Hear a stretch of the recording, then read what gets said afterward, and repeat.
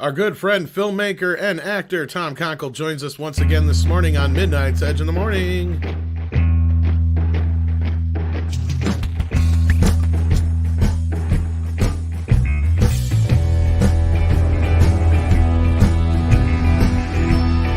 Good morning, good afternoon, good evening, whatever it is, where you is. I'm here to fight you that Big Macs are breakfast food. I'm Tom Connors. Welcome, welcome, welcome. And with me, as always, is the boss man, Andre. Greetings, everyone. Hope you're doing great wherever and whenever you may be. Absolutely. And with us is our very special guest, once again, filmmaker and actor Tom Konkle. How you doing? Hi, how are you guys doing? It's a pleasure to be here as always. It's always a pleasure to have you here, and it's we're in the middle of the week now. It's Wednesday. It's hump day. Yeah, it is hump day. So how's your week been? It's been surprisingly busy. I think we're seeing turning a corner. I actually, as an actor, I had two on camera, one theatrical audition and one commercial audition, which is very unusual. That hasn't been happening very much, and there's a lot more voiceover coming out, just in general, for video games, things like that. You're starting to see things pick up. So I'm hopeful that this is an indicator that there will be some more good content coming. And Andre, Indeed. how are you doing? I'm good. I've been busy trying to go over a massive interview that I'm very excited about, that we're going to have for you in the very, very near future. And I've been setting up our third channel, which is the channel just for live streams. And we'll say more about that towards the end of today's show. All right. Well, speaking of today's show, what do you got for us today, Andre? What are we talking about? Well, there are some very exciting things happening. Like since we spoke the last time, there's been this second round of bloodbaths over at DC Publishing, as covered by Ethan Van Sciver. And not only that, there's more chaos going on in the world of DC because Wonder Woman the movie is looking more and more likely that it's gonna get dumped straight into HBO Max, which very well could make sense. And then, of course, we have some Mandalorian talk. And now, of course, not just the titty gate, because we've already covered that, but some larger implications on how the Mandalorian actually may shape of filmmaking. Yes, very much so. I think to addressing the DC comic thing, that's a really interesting bellwether of how this industry in general is looking. The idea of a lot of the intellectual properties, a lot of the things that have been stalwarts that you pull from, not only are they losing their readership fan base, and a lot of that, as we've discussed, is from wokeness or a disconnect between what the audience is wanting to enjoy and what they're telling them is good for them, which I think has finally come full circle with the problems that we've been having with the economy and all the things that have been happening this year. It is accelerated. And I think, Tom, you may have brought this up too, or it's accelerated problems that have already been there, in that DC Comics is not sustaining itself. People aren't reading the source material that is producing the movies, but the movies are also disconnected from what originally was the appeal of DC. And I think a lot of this is because as you get corporations that are farther and farther away from the actual manufacture of stories, manufacture of characters, you get a conglomerate like AT&T, then these become widgets. They become assets or liabilities. And that's not how the artistic world works. I don't think anyone in our audience here, anybody in the Fandom Menace or anybody that's a fan of the show goes, oh yeah, let's quantify the art. And if it's not performing this way and they don't understand it, well, then we'll just cut everything. But that is how a company thinks when something's just an asset. I mean, wouldn't you agree that at the moment now, there isn't a guiding hand at DC that has a vision? Apparently, Pretty if much, yeah. Ethan von Sciver's scoops are to be believed, and I think they can, they fired everyone that had vision and Exactly. replaced them with basically the female interns that were basically runners that went to go and get coffee, that got sudden battlefield promotions to, Yes. okay, not only do I now suddenly have to operate the copy machine, I have to make creative decisions Yeah. that they are may or may not be qualified for. And when you have a runner suddenly pulled up to that, then it's a question of how much creative vision you have. Of course, when you look at what they've done over the last few years, it's a bigger question how much creative vision they had to begin with. When you look at what they were planning with 5G and everything.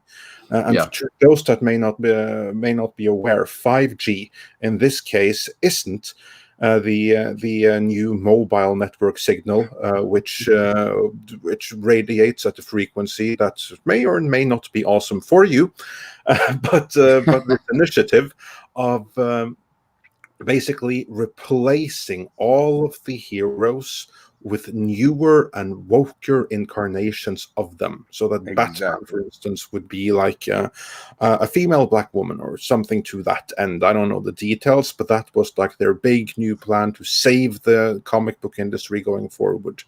And if anyone there thought that was going to work, then maybe it's not such a bad thing to lose that particular vision. That at least is I agree on the things.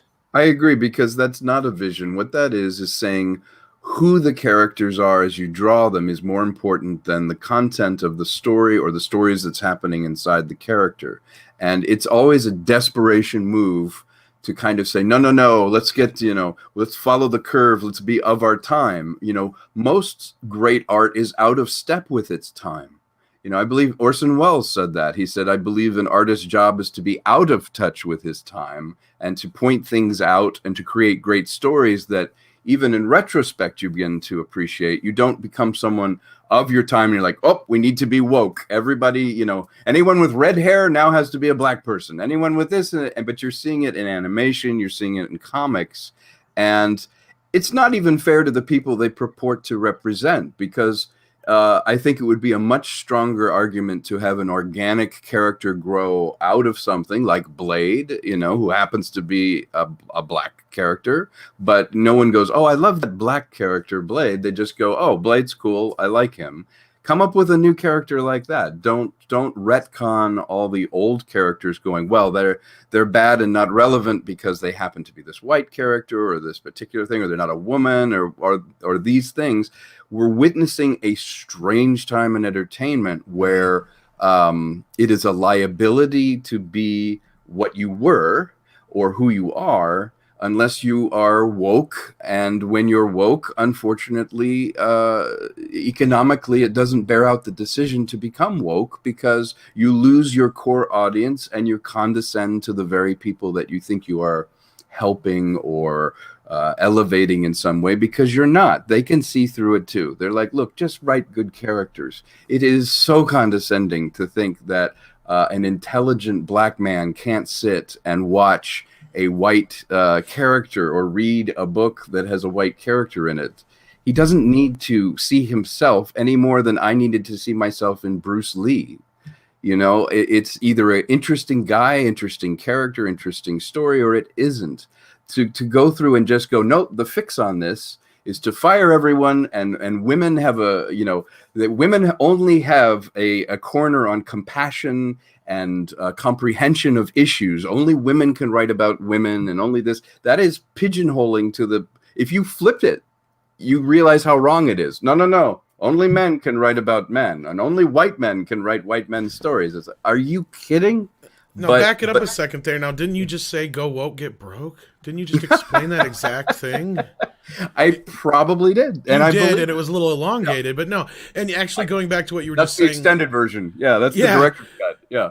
Uncle Ethan himself has something to say, speaking of, about something like you just said, actually, Tom, which is amazing. And I love this little cartoon, and I'm going to show it here real quick if Andre doesn't mind. Yeah, sure, go for it. I think you'll get a kick out of it, too. So I don't think you've seen this yet, but I know Andre probably has. So go for it. Michael Bancroft put Here's these the other together, thing to remember about pop culture, okay? The people who like Star Wars, the people who like Dungeons and Dragons, the people who like video games and comic books, these are smart people. So the culture that they're taking in is vital. This is a battleground. What we teach our boys, what we teach our smart, exceptional, special boys. This isn't the one I want, I don't think. I was going to say, he's going off in a tangent. This is the one I want. This is the one I want. These are... There we go.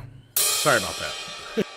These are actors. These are people who could be doing something else, and they're on the big screen actually selling our characters.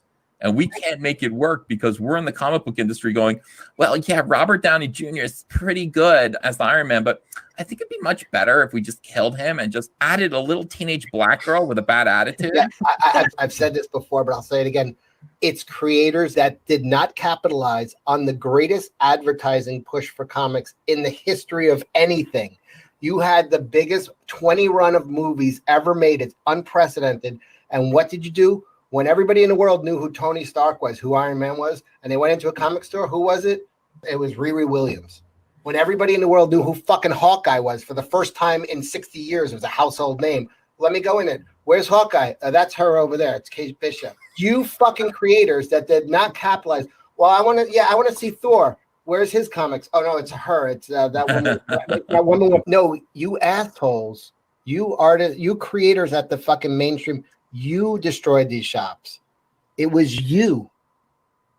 It's like there's nobody else to fucking point the finger at. You were given a legacy by your betters, by the Stanleys and Dickos and Kirby's, and your betters gave you a legacy, and the best you could come up with was Riri Williams and Kamala Khan. You fucking destroyed this shit. Yeah, there you go. There you go. Truer words were never spoken. As Alpha J says in the comments, Caesar speaking facts, and same with that. Billy Russo says truth talks. And on that note, greetings to everyone that has joined us in the last few minutes. It would be great if you all could help by liking the stream and also sharing it, because YouTube doesn't always do a great job at doing that. So if you want to support us, then please help share. Speaking of supporting us, we got a super chat from Max Relax for €5 saying, here's some wampum to support the show. Push the button. Indeed, push that button. And thank you so much. Yeah. Mr. Tinkletruck also sent us a super sticker earlier as well. He did. It's a super sticker that you can't see on screen, but it was like a cute little doggy that comes running towards you. So thank you so much. That's much, much appreciated. Thank you. Yeah, absolutely. And yeah, no, it's really interesting with what's going on with DC, because I think that, and I know I'm not alone in this, but what's going on with the comic book industry, that's just a few years ahead of the movie industry. Yeah. But now, because of the politically wanted shutdowns, let's be clear about that. It wasn't the pandemic that did this. It was the politically driven shutdowns. Yes. And you don't have this in Sweden because there weren't any lockdowns. That was an entirely political decision. But that aside, you now see that DC Comics is imploding. Personally, I enjoyed the 3 Jokers. I'm looking a little bit forward to the Joker War, which is going to go in Batman over like the next few months. I'm unsure if the Joker War will ever be concluded, and at this point, I'll be surprised if the 3 Jokers sequel ever gets made. According to Ethan Van Sciver, DC publishing will probably end over the course of next year. I think it can happen really, really soon enough. Yeah, Mr. Tickletrunk says that as well. DC will be 100% closed by next year. Yellow Flash says DC Comics is finished. So yeah, we have some authority that agrees. I think it's almost a perfect storm, because I think Neil Gaiman had a quote about wokeness. It applies to wokeness, which if I recall, it is this. I think the really dangerous people believe what they're doing, whatever they're doing, because without question they're right. It's the right thing to do, and that's what makes them dangerous. And I feel like DC Comics is a microcosm of this thought where it's like, no, this is good for the audience. We're going to do this. We're going to, forget the quality, forget what we're trying to do. We need to represent this and show these people and show as many different things as we can. We'll worry about the story later. And they really think they're doing the right thing. So you can't talk them out of it because they're like, no, you have to. You should accept this. We have to change Iron Man. It's oppressive, And what they don't realize is the only reason we're talking about DC Comics right now is because of the incredible characters that they've built, like Batman and Superman and even Wonder Woman, all these ones that have been developed as characters for decades, and then you turn it upside down and say, fine, let the interns write it. They've done nothing to acquire the discipline or the skills to do it, but they're got to be better than these old guys that are doing the comics, and that attitude alienates all of us because we see through it. And the fact that they're doing it because it's good for us makes it even worse. Yeah, and not only that, like I've brought up before, is like you have properties like Wonder Woman, Batman, and Superman that have been around for over 70 years. Yeah. And in that 70-year time, nobody has felt the need to really fix them because they were never broken. They worked great for a reason. I mean, even, I always come back to this, but Richard Donner tossed out the original script for Superman and had Thomas Mankiewicz come in and rewrite it all because they did not take Superman seriously. He's like, you can't fuck with Superman. That's Americana. That's right.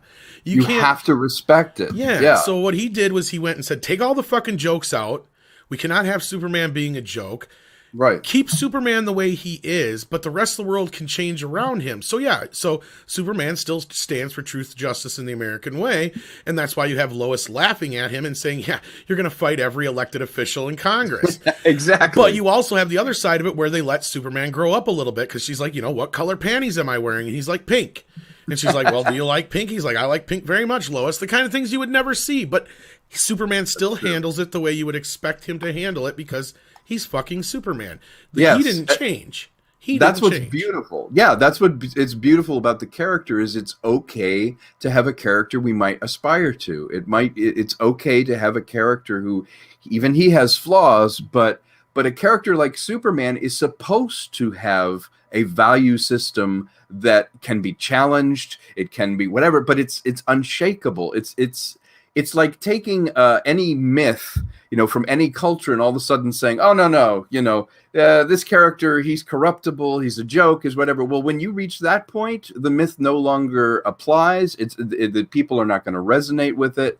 I'll bet if somebody did a Superman film where it truly embodied the idea of a man like him aspiring to do good in the world, that wasn't cynical, that didn't deconstruct it, that movie would make so much money. Because you know what? At the end of the day, people have a bad day.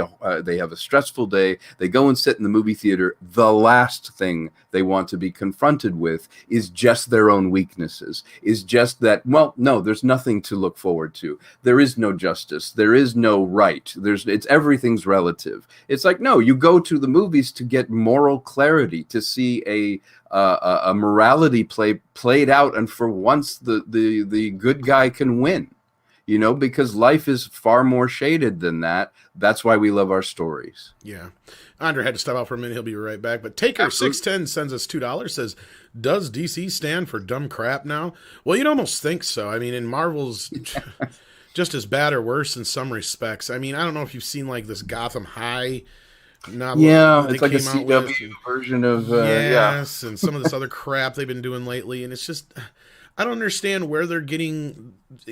I've always said this. Look, we've had plenty of diverse characters that they've always pushed to the background, bring them up front, or create new ones. There's no reason to sit there and change a character that's already well established. I agree with you, Tom. It makes zero sense. It makes... Mr. Tickle Trunk says something I have to... Can I reiterate that? Sure. I really believe it. I'll read it real quick here first. Yeah, go ahead. Yeah. When you sacrifice for orthodoxy, it becomes propaganda. Rest in peace, Star Wars, Star Trek, and the entire mainstream comics industry. Really well said. Sacrificing the message instead of the story and the medium is the death of creativity, but it's also the audience is not stupid. They know when they're being fed propaganda. It's the same feeling of, well, does this feel like work to read this versus I will read this for enjoyment? And you can have great edgy, you can push comics in new ways. I mean, look at how Dark Knight did or Watchmen did when it came out in the Sin 80s. City. Yeah, Sin City. These were cool. I read these and I thought they were great, but I didn't feel bad about being, myself reading them going, oh, well, I shouldn't be reading this story of this guy. And that's my problem with it. And I think everybody in the room here, all the fans have the same problem. It's like, does anyone ask, what would the fans enjoy reading? What are they liking already? Why social engineer something that was working? Why not find new and better stories to tell with the characters you have? And then here you go. Once that's successful, expand the tent to include new characters that you can have. I'm not saying don't have a character who's Latino or black or whatever. What I'm saying is don't make Iron Man Black Woman. Just do another character. Make her interesting. Make her have her own story. Make her have a different power. Make her skill set different. And we're just humans. We'll read it. It's fine. I don't once go, oh, I would read that, but wait a minute, it's not a white guy. And I'm sure nobody of any race sits and goes, nah, I would read that, but that's stupid. Well, no, and it gets redundant. I hate redundant characters. I even hate things like Supergirl. You know, where we already have a Superman. All you're doing is just slapping a skirt and a wig on it. Yeah, and it just comes off as pandering. So again, we have the same thing now, but it's only worse because you're actually taking the actual character. It's not like Supergirl replaced Superman, but no, Riri Williams replaced Iron Man. And exactly. You have these situations where these characters are basically stealing, in some cases, stealing literally, the original character. Like, I mean, because didn't Riri actually steal one of Tony's suits or some shit like that as her story? It's like so you're implying they're not good enough to do it themselves. They have to steal, literally and figuratively steal the backstory. I could be wrong on that, but I know one of those, that's their backstories. They end up stealing whatever. But I know Batwoman's almost the same way, but no, I think also I'm waiting, if Wonder Man came out and he stole her lasso and took her history and did all of that, I would bet there'd be an outcry, but it's exactly what's happening. It's exactly. You know what? We actually did that in Norway. In Norway, we there was gender swapped remake of Kill Bill. Oh, really? How did it go over? That went amazing. It was done it was done in Norway, and it was done like 13 years ago. So the director went on to have a huge career afterwards. So that actually went really well. There you go. So, okay. It can work. And we got another super chat here. I left this one for you, Andre, because we all love when you say his name. Oh, yeah. Well, thank you. Yeah, absolutely. Says, hi, gents. These creators destroyed successful franchises. They created chaos, unemployment, and meaningless figurehead characters. Yes, very true. But the good thing is that partially they created unemployment for themselves, which honestly I don't think anyone is too upset with. Probably people that was made redundant in the aftermath of the actions of their peers. And Mr. Tickle Trunk says, the great Konkle has spoken. We all want more art, more voices. Give us replacing what we have tips their hand. It's about taking things away. Yes, I think it's well said. Sorry, the sun has moved. Yeah, and I see that. So if you have to, you can probably just go off camera. I might have to turn that camera off. Hang on a sec. Until the sun goes by. But yeah, I think you make a really good point. It's like, why did we need to throw out everything in order to expand into new areas? Why do we have less voices? Now, if it's an economic consideration, you need to look at, well, are you serving the people that are your fans? Is the reason that no one's reading the comics is because they're simply not resonating with people, that the quality's not there. This should be a boom time for comics. So it's ironic to me that the very thing that is feeding movies, that's kind of leading movies, is having a crisis of conscience and is in economic trouble.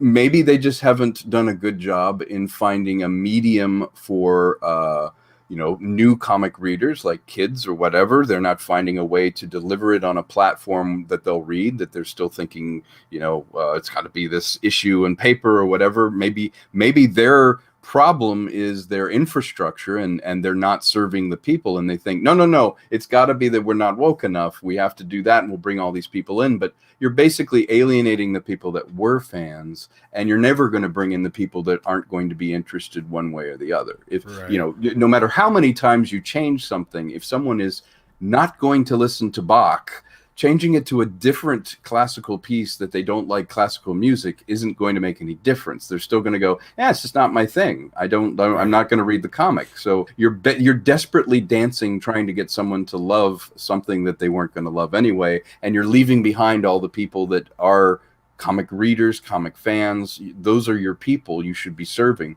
You should be serving a very narrow, loyal group, rather than worrying about, I have to please everyone, because as you both know, you can't please everyone. Right. And William Jones says with a $5 super chat, this diversity is nothing more than a shell game. They co-opt and swap because they have no faith that true diverse characters' stories will work. And yeah, that's a few other things people were saying in the chat too, is like, they don't want to do the work. And that's something we keep saying too, is, they want to be basically, lazy and not have to work hard for whatever others have done for them in the past, basically, and they just want to appropriate, which is funny because, their whole thing is about appropriating, but anyway.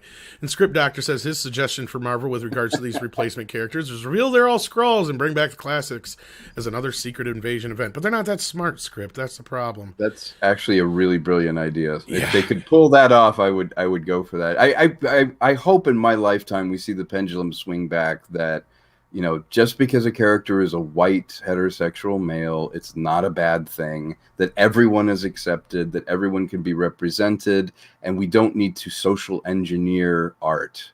I mean, it right now, it feels like it's forced, and it feels like it's a disconnect. I hate the feeling that an elite group of people are doing what's good for us. Right. No one likes that. No one likes feeling condescended to, and I think particularly for a fan base this is an intelligent fan base here in Midnight Edge. We see through these things. So if we feel like they're knocking it out of the park for us and they're working very hard and we're not being condescended to, we will reward them with our pocketbook. And if we feel like they're going, no, you're not our people, we don't want you, we don't care what you think, they're going to have to start laying people off. And they'll wonder, why is this happening? And I think the three of us could explain it to them very concisely. Well, speaking of forcing things, and DC for that matter, it looks like Warner may be forced to put Wonder Woman 84 on streaming, or at least that looks like their possible avenue. Isn't that right, Andre?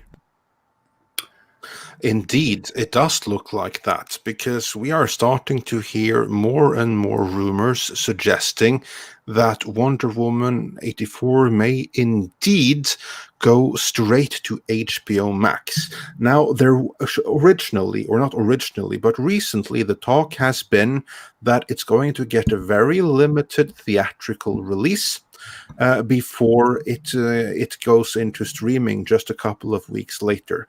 Meaning, the last thing that we've heard, like really heavily publicized, is that it's going to be in theaters around Christmas for a very limited release, which it would have to be because most theaters around the world aren't open right now. That is correct. Before being released on HBO Max in the new year. However, what we are starting to hear more and more rumbles about is that this theatrical release may be even more limited than first thought. It could be that what's going to end up happening is that it's going to be in a handful of theaters and then go straight to streaming at the same time. That is starting to look more and more likely from what the rumors that I'm hearing are suggesting. I think it'll be a month window because I think they're going to go with that same deal that Universal just struck with Cinemark. Yeah, about the 4-week window. But the window, the window. Yeah, this actually goes with something that we've been hearing from one of our sources about Bond.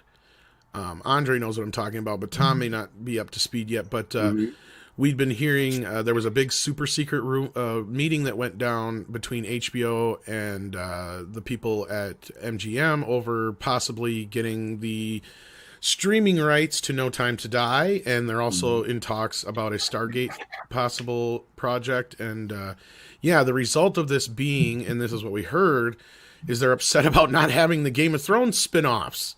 So this kind of jives with that. So if this is the case, and this goes along with that, because what they were saying is they're looking for things to fill in the gap, and this would fill in a pretty good gap, I think.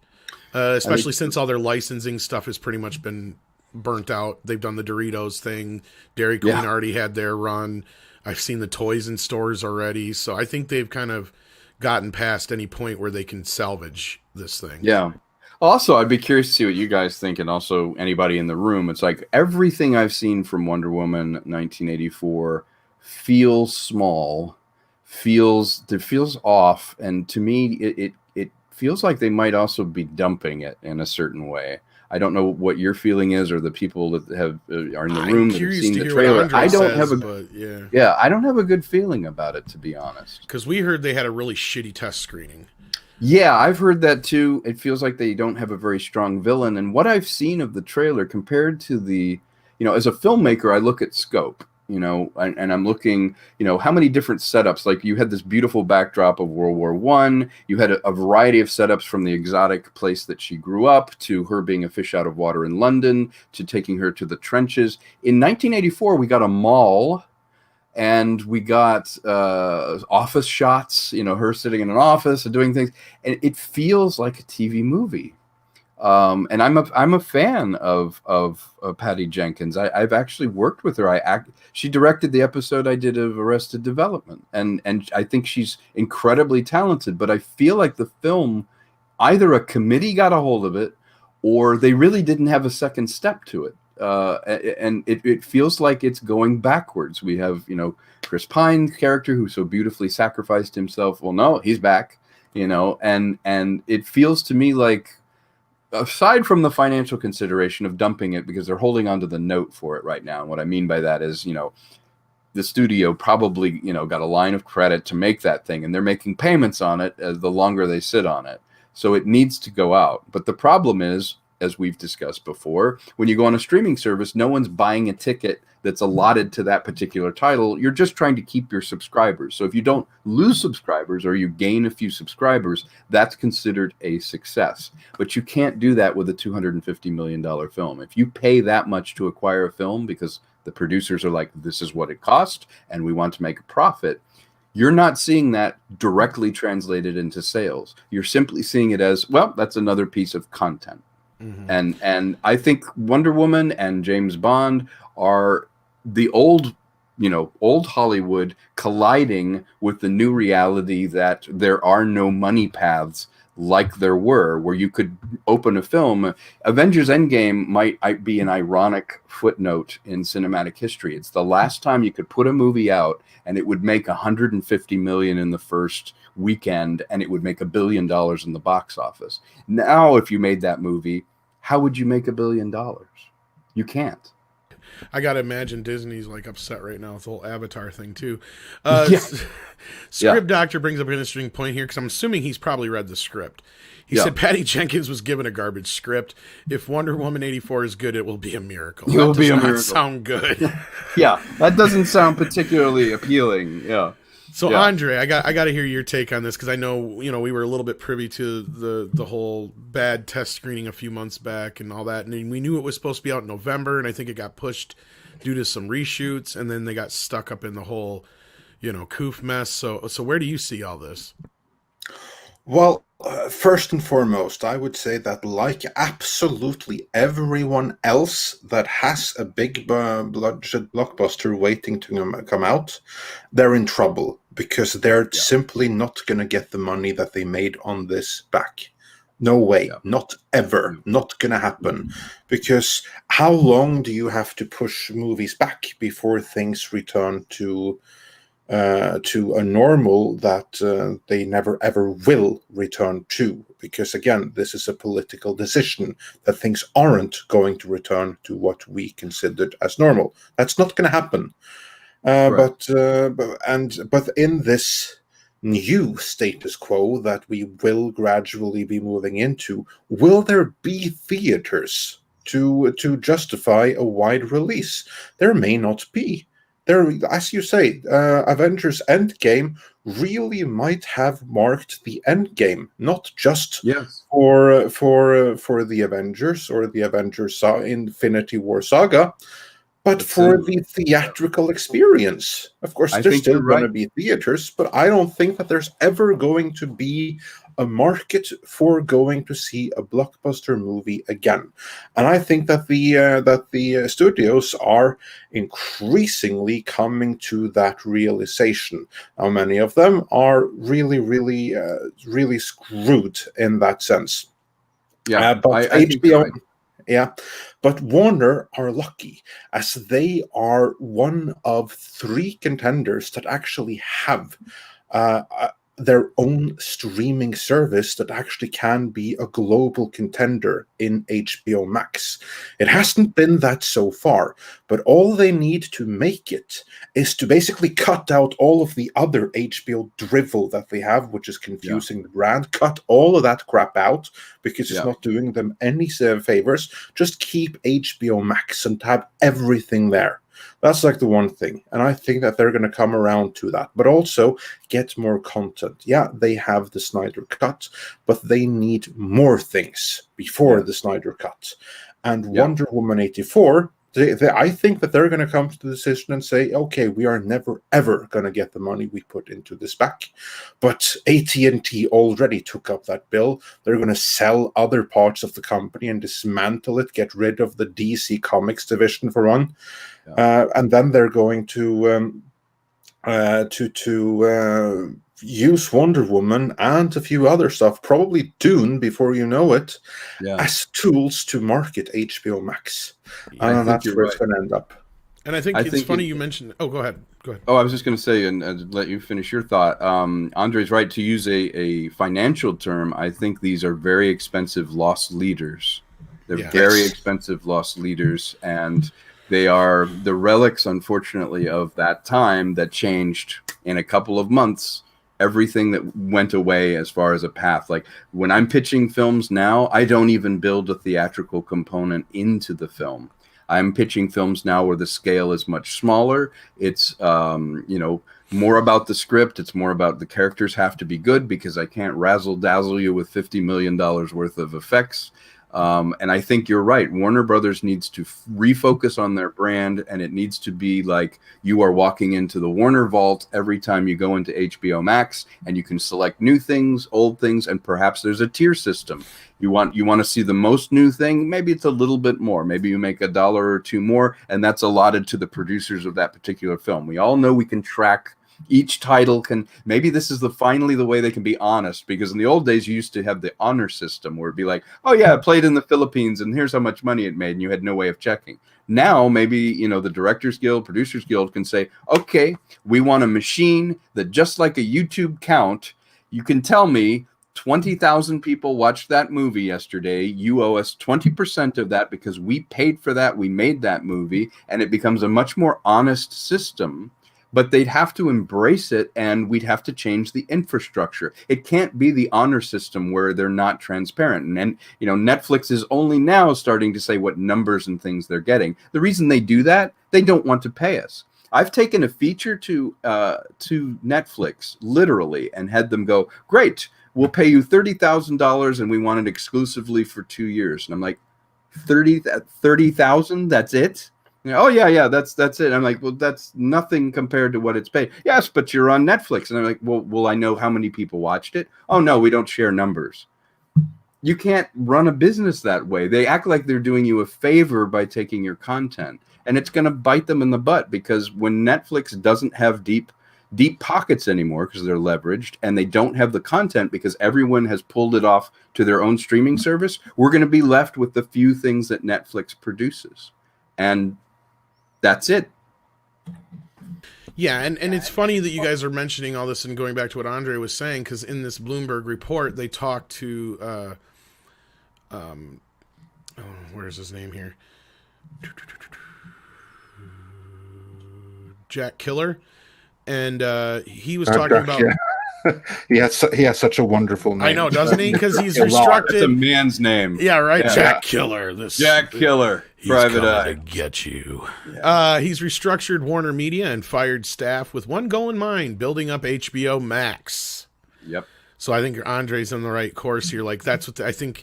I think that's what happened. Is I think once they released Tenet and they realized there's no fucking way they're going to make their money back. I think Andre's right. They just said, look, we've got to build up HBO Max. That's what Disney's doing. Yep. And whatever Disney does, the industry does. And there's several people who will tell you I'm right about that, because whatever Disney does, everybody follows suit. Every time. We got a fellow Norwegian in the chat. Hey, Stieg. But Hello back. But no, I think you're 100% right, right, Andre. The price point on Tenet. Did you see the price point on the Blu-ray and the thing? It is ridiculously high. Like they're trying to make all their money back. I think it was $35 for the Blu-ray. It was a crazy amount of money. You know, did you guys see that the price point? No, I didn't, but I can't imagine. I can imagine. Yeah, the home video release on it is triple a normal disc, and it's almost like they're like, "Well, we didn't make any money domestically, so we're going to try and get it in home vid." It's like, guys, you've just priced yourself out of the market. You know, I think studios are becoming streaming companies. I think Netflix was the first one, and all the other ones are going to follow suit because no studio owned the means of exhibition. They were always separate after the antitrust laws that happened. They broke, into this is the theatrical movie theater company, and this is the studio. They are two separate entities, and now we're going to see them rejoined under the umbrella of streaming. And the method of exhibition is owned by the studio that develops what they exhibit, and you'll see it become a conglomerate. You'll see it become a monopoly again. Yeah, and like John Platt brought up here, we heard the same thing, that Avatar 2 is being shot in a way so they can do the glass-free 3D. Mm-hmm. So I'm curious how Disney's dealing with this situation and how much money they've probably sunk, because he's almost done with filming part 2. Yeah, he's almost done filming part 2, or probably is by now. And that's got... I'll tell you guys a story. And on the production side, I jumped all in on 3D back in 2008. I produced the first live action 3D television comedy. It was called Safety Geeks SVI 3D, which was it was basically about a safety team, a procedural investigation safety team that makes everything worse. They'll go to like a Costco warehouse or something, and there's been an industrial accident, and they end up destroying the whole freaking store. And I used 3D, as my medium, as my canvas to like tell stories, to do, physical comedy in 3D. I hadn't seen that done very much. To do kind of a Adult Swim mentality to the humor in 3D, but with live action.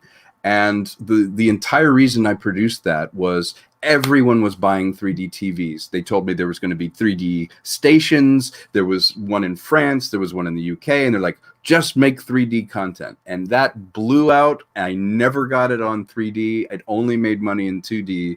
The same thing's going to happen with Avatar. No one is going to convert their streaming service to accommodate one 3D film. It's impossible. Well, they used to have 3D, and now nobody's got 3D TVs. Exactly. And no one's going to buy it for one movie. You might have gone to a movie theater and tried on the glasses and watched it. That was a once-in-a-lifetime thing.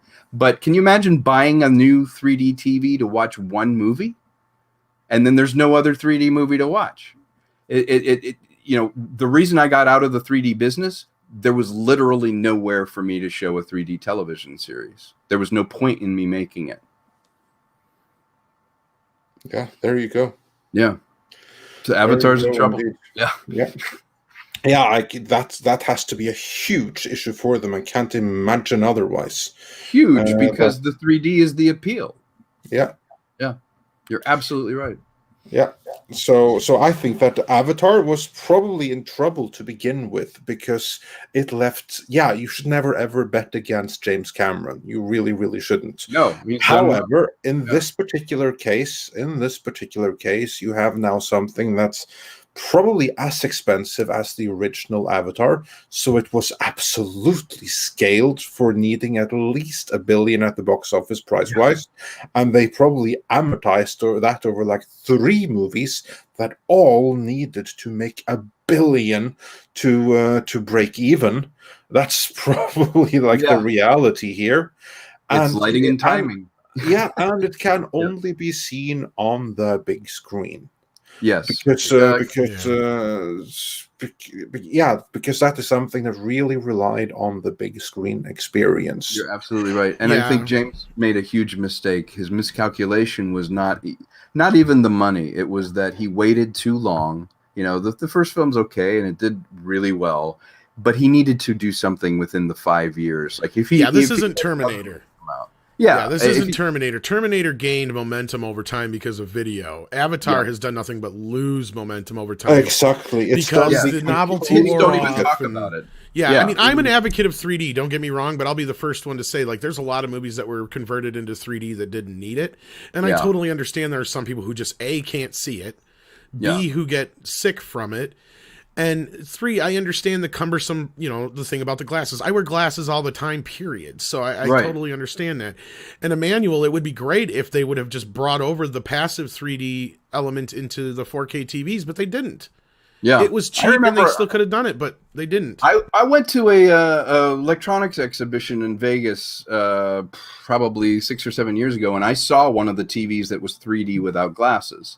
It was very expensive. I think the TV was, $11,000. That's the problem. They have like a few years before it gets affordable. And that's the problem with it, is it also only had a sweet spot. I would say the radius of the sweet spot was about 30 degrees. So if you were off axis walking in the room with some snacks, or if you had some friends over and they sat on one side of the TV and you were on the sofa, they wouldn't be getting the benefit of your $11,000 TV, because you need to be in this one narrow space in order to really get the depth cues that they had put into it.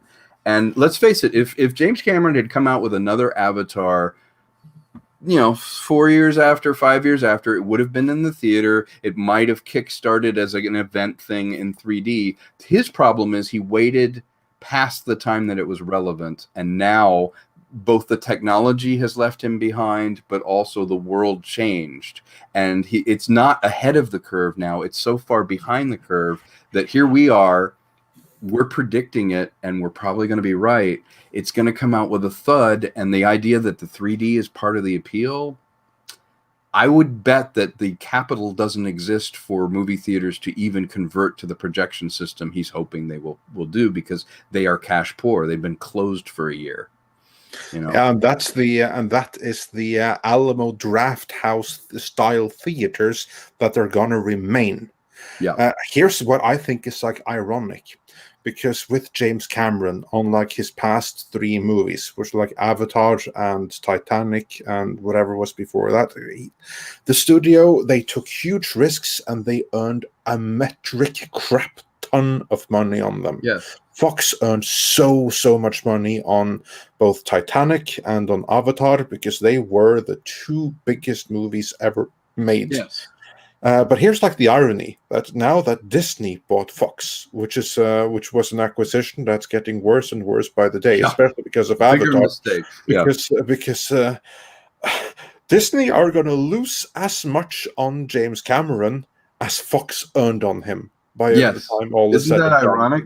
That's ironic. They're going to take a bath because they went all in on an idea that's past its time. And I feel bad. I know James Cameron is my friend did behind the scenes of the making of The Abyss. He was actually there in North Carolina and got to know him. I've crossed paths with him a few times. He's a very exacting man. He's a good guy. He's tough, but if you get along with tough people, then he's a sweetheart. I feel like he is a great populist filmmaker. He's a meat and potatoes guy who also happens to have the most amazing toy set that he can play with because his instincts have always been right. I mean, this is the guy who did Terminator followed by Aliens. I mean, he's done some great movies.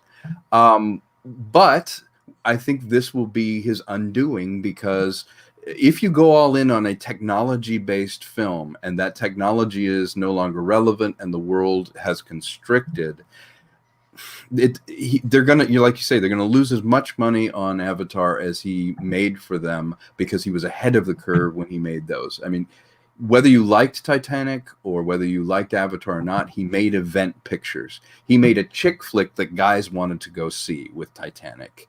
And his craftsmanship is unassailable. He was such a hard worker. Even when he began, he would sleep on the floor and get up and then keep working on the models. He knew everything about everything. I think he has the most patents. He actually owns the most patents of any filmmaker, both for underwater photography, for camera equipment. The man is a genius, but his genius is not in timing in this case. I think pride goes before the fall. Maybe he thought, no, I know better, and I have this body of work that says, look, every time I do it, I hit it out of the ballpark, but the ballpark is closed, and that's the problem.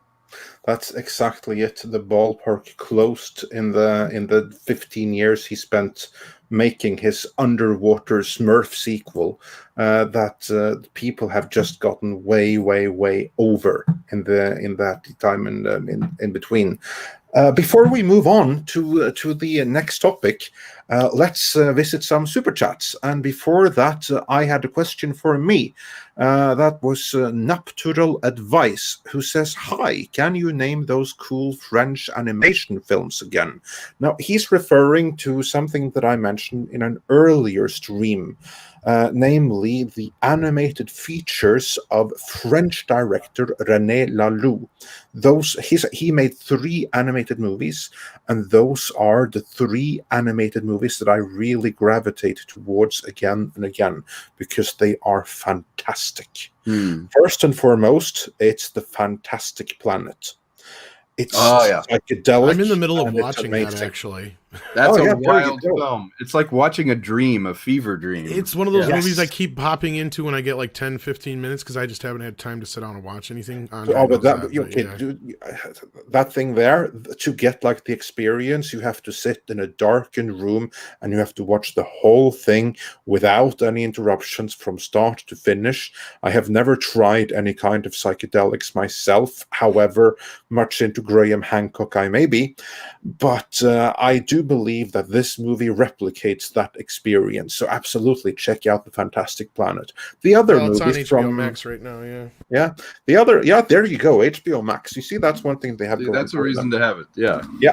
The other movie, of course, I have it on Blu-ray, but yeah, that's good going for HBO Max. And I'm watching it because Robert suggested it, but yeah.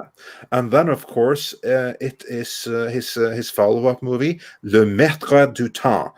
And I can do many languages, but I can't do French. So apologies to everyone French or French Canadian who may be listening. The English title for that is Time Masters. And then finally, it's Gandahar, which is also incredible. So I highly recommend those 3 movies. And on top of that, Ralph Bakshi has made some incredible movies as well. First and foremost, pretty much anything he did, but especially Wizards and Fire and Ice. Fire and Ice is on Tubi TV right now. Don't forget about Fritz the Cat. Yeah. Do you know about Tubi TV? I've heard of it, but UBI. Yeah, it's fantastic. And I'm not saying that because I have my movies on it. It's actually great. That's another reason that makes it fantastic, though. Yeah, that helps make them fantastic, because they have my movies, but they are an AVOD, advertiser video on demand. You don't have to pay subscriber. They actually buy ads, but they have deep pockets. If you enjoy 80s science fiction films, cult movies from the 70s, they have probably the most robust library right now on Tubi TV. The way I found them is they took Trouble Is My Business, and I was like, oh, great, another place that they're showing my movie. And I went and looked, and I found Fire and Ice. I found Equilibrium. I found all these 70s films that were amazing. It's like, oh, I want to watch this, and oh, there's this, and this influenced Soylent Green, and this, and I recommend just surf through Tubi TV, because if you are a cinephile, you will find an amazing library of obscure films on Tubi TV. And you'll find French animated films is what made me think of that. I think Fantastic Planet was on there for a while. So it's definitely worth a look. Yeah, absolutely. And the French are so good in science fiction and animation, because it wasn't just Moebius; it was like a whole school of their dessin anime, or however you pronounce it. Again, apologies to anyone French in the chat, although I saw someone there say that my French actually wasn't too bad. Oh, merci beaucoup. So yeah, no, I actually speak more languages than just Norwegian and English, but French I never quite got the hang on, mostly because of the pronunciation and the R that I just couldn't do. We likes to roll the R here in Norway, like Frankenstein. So which I love. Yeah, I love. Yeah, I really need to do like a Frankenstein retrospective. Combine that with a drinking game. That should be fun. If I ever do Frankenstein as one of my audio productions, I may have to call you just to have you say that. Yeah, you're not going to watch Frankenstein. Yeah, I love it. I love it. Absolutely. I'll consider. I will be calling on you. Yeah. And with that, we have some. Let's get into the super chats, because that was just a fun question that I saw from the side there. Now I fell out a couple of minutes here because I was fighting with grizzly bears and my own connection. I believe that did we. Did you do the one from William Jones? This diversity is nothing more than a shell game. They co-opt and swap because they have no faith that true diverse characters / story won't work. Yeah, very true. It's hedging your bet. I think it's social engineering where there doesn't need to be social engineering, and we see right through it. Yeah, and Mr. Tickletrunk said, when you sacrifice art for orthodoxy, it becomes propaganda. Rest in peace, Star Wars, Star Trek, and the entire mainstream comics industry. Well, luckily, there's Comicsgate. Yes, we did discuss that super chat, actually. Yeah, okay, yeah. Okay, all right, excellent. Then I think I'm mostly on board. Dark Side of Light 84 for $10 says, whatever happened to team up or training the next generation of heroes / heroines? Why did canon become a dirty word? Answer, lazy creatives who inherited the IP. Yes. And Alex Acerra says, Avengers game. Did it tank due to SE business practices or Marvel fatigue? Or both? Way to make Kamala Khan look worse with a cynical cash grab. Did you guys discuss that? No, we did not. What are your thoughts on that? Do you guys have any thoughts on the Avengers game before I have my say? This is the video game we're talking about? Yeah, this is like the high-profile video game. I saw that. Multiplayer online thing that now has... saw that. There was some people playing it daily, so it's like difficult finding someone to go on missions and stuff with. Yeah, I think it was very successful. Was there a lot of retconning of the characters, or were they fairly faithful to the comic adaptation in that? But I have not played the game myself, but what I can say is that they did not look like their movie counterparts. They had completely different actors playing them that they used for like mocapping. Right. And honestly, that freaked me out. Yeah. Because I was like looking, I was like, who the heck is this? That's not Captain America. That's not Hulk. That's not Thor. Who are these cosplayers? That was my reaction as a non-gamer. I was like, if they had either used like a comic book, like the comic book style, something that looked like ripped straight from the page of the comic, or the comic come to life, I would have accepted that. Or I would have accepted them using the likeness of the actors. But them using the likeness of some completely other random people, that to me just made the uncanny valley that would be there anyway because they were animated all the deeper, because they were now animated versions of pretenders that I did not know. So honestly, my interest in that whole game ended right there. Took one look at it, said, that's not my Avengers. Screw that. Who the hell is that Hulk? That's not the Hulk. What kind of pretender is that? So if more people had that reaction like me, that absolutely would have killed it. And on top of that, they really forced Kamala Khan into the forefront. And maybe she's an awesome character. I don't know. I've never read any stories about her. I've only seen pictures. Yeah. But like the pictures that I've seen with her disgusting enlarged hands and everything that just freak me out. Yeah. I'm like, that it has to be amazing stories to compensate for that. But with that visuals, I'm not even going to get into the stories. So that's me. I'll tell you from my perspective, as someone who has directed some, video capture things, but also I've acted in a number of video games. I think the economic considerations probably drove that project. Actors receive no residual payments from being characters in video games, which was why there was a strike for 2 years against the video game companies. It was fairly unsuccessful because it didn't communicate. Yeah, I kind of remember that. Yeah. Yeah, I technically was on strike, and you had to make individual deals with each company when they wanted to bring you in. Like when I did Red Dead Redemption, they had to sign a waiver that they would honor the SAG contract, but you get paid just a flat fee. And if it opens to $50 million, you don't see a dime of it. So I have a feeling with an Avengers type game, the price point on getting the original actors was going to be so high, or that the actors would say, no, wait a minute. If you're going to make hundreds of millions of dollars, I want to participate in this. I think that probably was a consideration that they went with unknowns.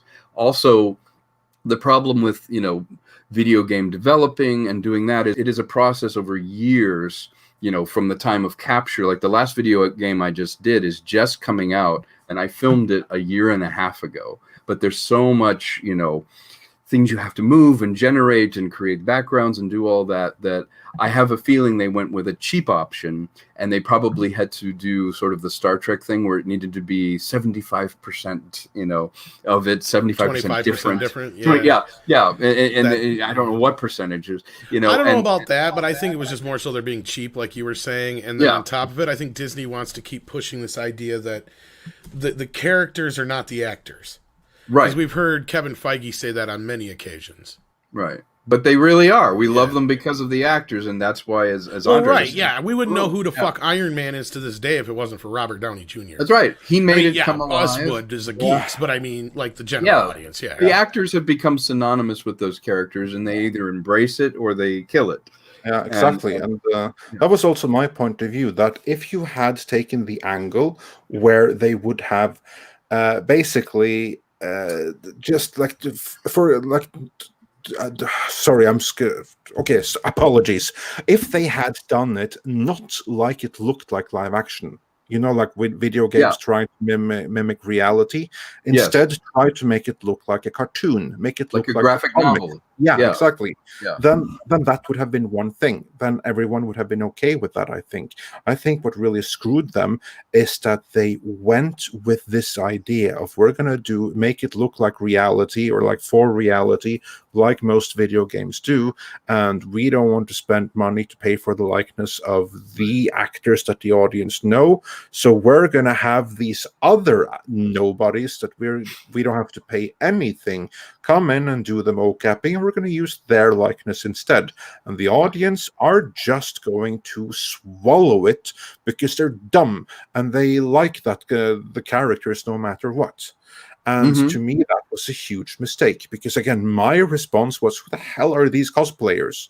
And this is like an A-list game, and I should not have the reaction, who are these cosplayers, when looking at that. And that's my reaction as a non-gamer. But I think that many others must have had that reaction too. Yeah, and then of course, maybe the game sucks. No, I agree with you 100%.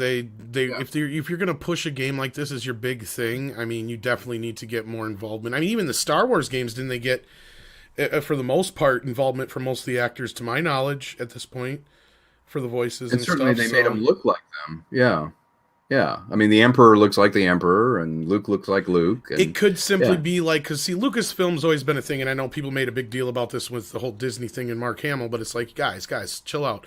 George Lucas has always gotten the likeness rights for everybody. In fact, if you remember when he got his what was it? The one, I think, not the Thorberg Award, but which one is it? I can't remember now. But Irving Thalberg? Or was that one that George Lucas got? Anyway, but that's a Lifetime Achievement one. Okay, yeah, because Carrie Fisher come out and she was making the whole joke about every time she looks in the mirror, she's got to pay George a couple of bucks because he owns her likeness. I mean, joke. that's something he's always done. So like maybe I'm assuming they got the likenesses for everybody up front, so it wasn't a big deal when they got to the video game. But Marvel may not have been as smart when it came to looking forward and getting everybody's signatures. And you might be right. They might have went and tried to negotiate with RDJ and all these guys, and they wanted a lot more than they were willing to pay. You're right. I think that's a great point. I think they probably didn't think it through. Like they didn't know they were going to build this universe or that there'd be this tie-in. And there was probably panic. And when they tried to negotiate from a position where they're like, well, now it's already this huge successful thing. Would you guys maybe do a video game? It probably fell apart. And you're right. You know, I think Andre is onto something. You should make it look like a graphic novel and intentionally move it away visually from where we were with the cinematic universe, because if you can't compete, if you can't link up to that universe, you're going to draw unfair comparison. Yeah, exactly. There you go. Yep. Was there more super chats, Andre? Yes, we have more super chats. We just spent a long time on this one. Sontar says, Demon Slayer's success in Japan shows there's still a market for blockbuster movies if theaters open with movies people want to see. Yeah, that's a good point. People will go to theaters if there's something to see there. But then first there has to be theaters to go to. And that's actually the bigger question. The bigger question is not will there be a great movie to show in theaters, but will there be theaters to show a great movie? Because exactly. Most of them, I have to be honest, I know AMC. I've been following this because I have to follow distribution. You know, I'm keeping my eye on what's available. Most of them are so cash poor they can't keep the lights on.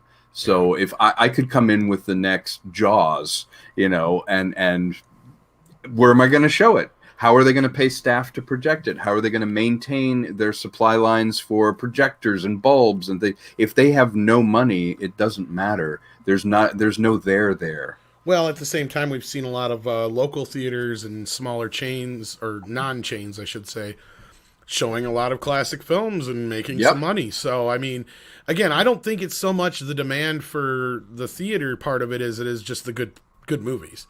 Yeah. So, I mean, otherwise Empire Strikes Back wouldn't have been the #1 movie for how many weekends this year?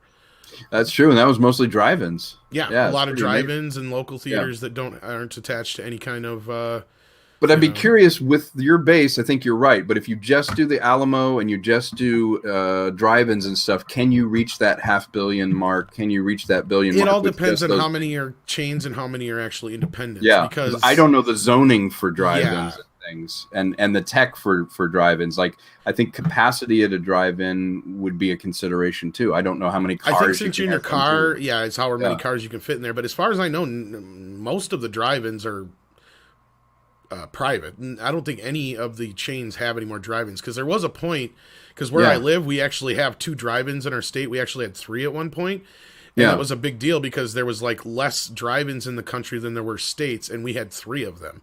But now that ballooned again over this summer, you know, all these old drive-ins reopened up. The drive-in where I'm living right now was one of those 3 drive-ins that had closed down, and now it's opened back up.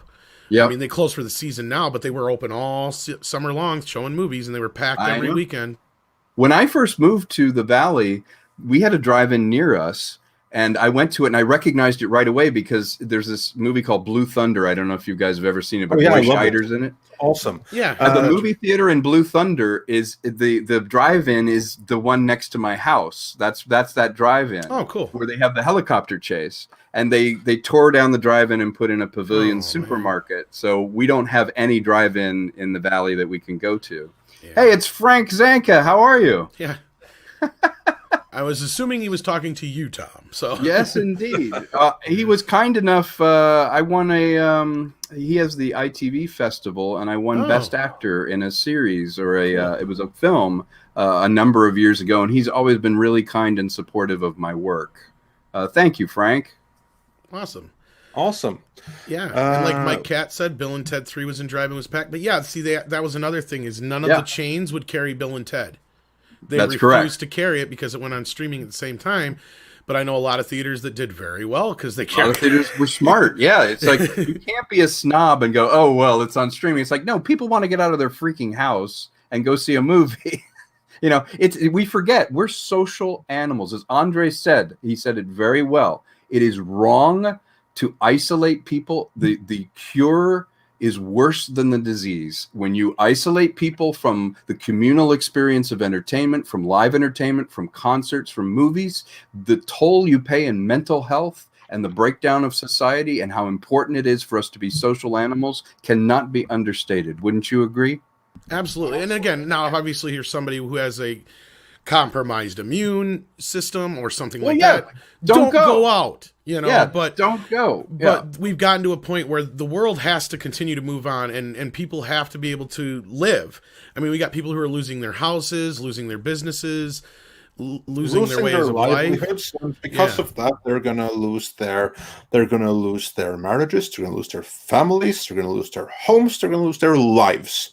That's and right. the ultimate death toll because of the politically wanted lockdowns is going to be tenfold. The actual deaths that are directly attributable to the coup. I agree. Yeah, that's another discussion. But we have a few more super chats to get through. Sure. So the next one, this is an interesting one too. ActionCom says, what will be the future consequences for the special effects houses? Will they be more functional rather than spectacular? Tom, your thoughts on that? What's going to happen with all of the special effects houses that keep on going out of business anyway before this happened? Yeah, actually, this might be the very best thing to ever happen to effects houses, because the way effects houses work is this. In my production company, we're vertically integrated. So we have an effects division, we have an effects component to our production company inside. But in most places, you send your effects out to various different companies that bid. And anytime you want to change something, I'll get a shot back and I'll be like, that one doesn't work. Can you change it and add something else? Well, you get billed every time that happens. But most people's philosophy is, at studios, if we haven't bankrupted the visual effects company that we're using, we haven't done our job. and that is the unspoken thing in studios, where they're like, well, have we bankrupted Rhythm and Hughes yet? Have we asked for so much? Because what happens with an effects company is they borrow money from the next production that they hope they're going to be able to do. So they'll get a bid for something, get some money, and they borrow money from that for all the over budget things, for the overblown effects and redos that they need to do on a current one. So they're in a constant robbing Peter to pay Paul business situation. There are no big effects houses left. All of them have gone out of business, including Lightstorm, Rhythm and Hughes, all of the effects. There's none left in LA. They're all now little fiefdoms that gear up, have one production, and then fire everybody. So the best thing that could happen now is, on a medium budget, say I'm doing a genre film and it's only 40 million, which, you know, you're saying only 40 million, you know, and Star Wars was what, 19 million when it first came out. You will see an effects house that can actually pay their people, that will be on a scale that they're not borrowing and being driven into the ground to meet some expectation of a film. You may actually see the artists and the effects house be able to produce their own IP, their own stories, and benefit. You might now see where it's a modestly budget film that's done by a company that has a bunch of effects artists. They'll produce the film. So they'll reap the benefits. They'll be like, we made this film, we sold it on streaming services, we made the film for $20 million, we ended up selling it for $40 million. Now we can pay our people and participate, because remember, the artists see none of the profits from these big budget movies. So this may be a boom time, ironically, in the mid-budget effects-driven film, because you can pay your people. You will not be saying, well, have we driven them out of business? Otherwise, we haven't done our job yet. And you won't see effects artists who don't materially participate in the success of the film. A great example is the Pie movie. Remember, was it the one with the lion that won the Oscar? They were picketing out in front of the Oscars. Yeah. Yeah, because because they hadn't paid the effects house yet, and it won the visual effects award, and it won the best picture. Well, they ran into a similar issue with Deadpool too. Like, the big answer is, how the hell did they make it for $60 million? Well, the answer is they overworked and underpaid all their effects artists. That's how. Yeah, they didn't pay anybody what they were worth, and they worked them, like a slave shop. So to answer your question, I'm hopeful as somebody who uses a lot of visual effects. Some of them are invisible. Some of them, on my last film, it was very low budget, but there's 2,000 visual effects in Trouble Is My Business. I think the people that are making visual effects will benefit from a contraction of the scale. Yes, it's nice to employ 400, effects artists for some enormous endgame type movie, but it's not sustainable. They fire all those people after the movie's over. My friend was the effects supervisor on the first Pirates of the Caribbean. And once it hit $1 billion, Disney fired him because they're like, we don't want to have to pay you, and you're probably going to ask for more money because the movie was successful. He was out of a job. So, the perception that an effects person being involved with a successful film is profiting is an illusion. Well, and I'm sure Gary, our frequent guest, Gary Tunnicliffe, would have more to say about this. But, from my perspective, what I see is basically, you have an industry that's already been pushed and pushed and pushed down to the ground, and they really don't get any of the perks of being in Hollywood. Like, the effects guys get the shit end of the table. I mean, a great example is look at like a movie like Ninja Turtles. The only reason that movie turned out the way it did was because Brian Henson kept basically giving the studio effects for free. Like, they were putting their own money back into the movie. Yeah, it's like, here, just because please. He believed in it so much that he was just like, okay, we're going to keep funneling whatever we're making into this movie because we want to make this good. Right. And he believed in the project. And you'll get that sometimes where you'll get a lot of, and that's to their fault or detriment or however you want to put it. Yeah. Not everybody going, can. Hey, we haven't bankrupted him yet. Let's keep asking him for stuff. Right. Like, not every effects guy can be, what's his face, who's running the, Walking Dead. I can't remember his name now. It just escapes me. Greg Nicotero. Mm-hmm. Like, for every Greg Nicotero or Stan Winston, there's 100,000 other effects guys who nobody knows, and you'll never know their names. I mean, Gary's one of those guys that's not very well known, but he's worked on everything. Yeah, he's worked on everything. He's great. Yeah, I feel like they are in a sense in the point where they're, it might be the end of an industry, but I hope that with a lot of this going on, maybe horror will have a bit of a resurgence, and we'll have a lot more need for prosthetics and things like that. With Halloween being such a big success a year ago, I'm hoping we had a resurgence there. But there'll still be digital model makers too, because there's going to be a lot more virtual set production because you can't do company moves, or if the problem doesn't go away, you may have to bubble a production somewhere, and if you want to be outside in the morning and inside in the next, you will definitely need a render artist to digitally create some things. I think it could be a boom time. It's certainly, I'm being optimistic as an independent filmmaker who I'd love to work with studios when I can, but you always tend to get screwed. I think it's an opportunity for someone like me to slide in and at least have something. It costs nothing to have a good idea. It costs nothing to try and have some quality acting, to try and have a great idea executed. If you come up with mid-level to low-level budget films that are just good, people will watch them. They won't go, well, I don't want to watch it, and they'll, how much did it cost? That's not a consideration. Advertising the cost or difficulty of a film is never something of interest to the audience. They just want to know, is it any good? So I see it as an opportunity for a more diverse group of films in budget and concept. If I want to make the kind of movie I want to make, starring the kind of heroes that I want to have, there's never been a better time, because I can go directly to a streaming service and say, what would you pay for this? And that will determine my budget. Yeah, there you go. Excellent. That was the perfect answer to the question. So I hope that ActionCom was pleased with that. We have a few more super chats to go through. Michael Genot sends $4.99 saying, is there any chance the US may reverse its antitrust decision on theaters versus studios if it supports the studio model?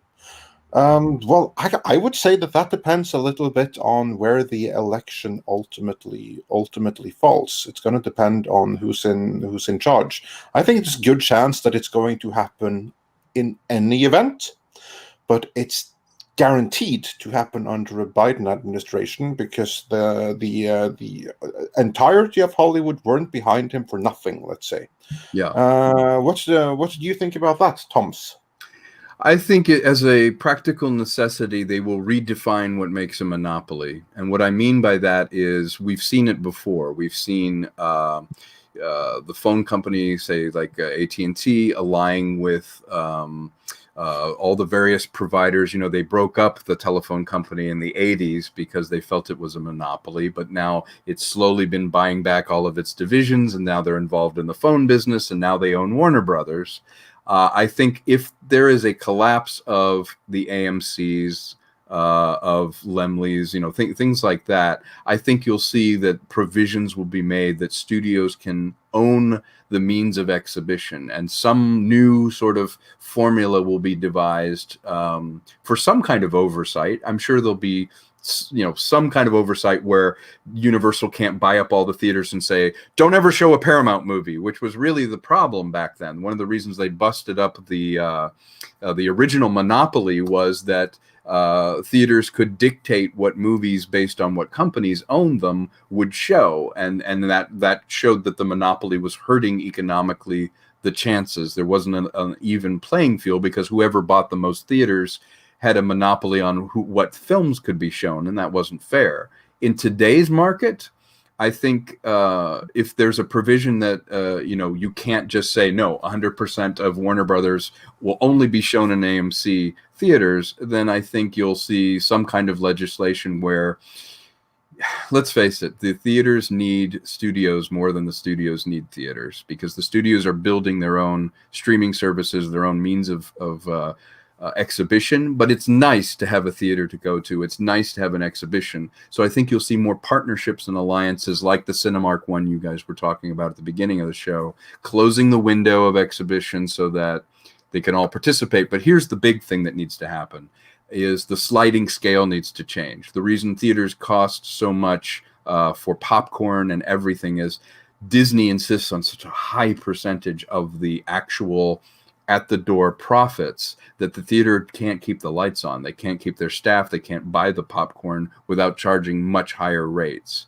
And I think what's going to have to happen is that split's going to need to be more equitable with each one of the studios where, look, if this movie shows and it's quite successful, maybe it's 50-50, or maybe as a sliding scale in the second week, the theater can keep a larger percentage of the profits rather than waiting a month, waiting much later for it to go. There's got to be a way that we can make it work. Yeah. All right. That's a great answer to that too. Yeah, I'm not sure I can add too much to that.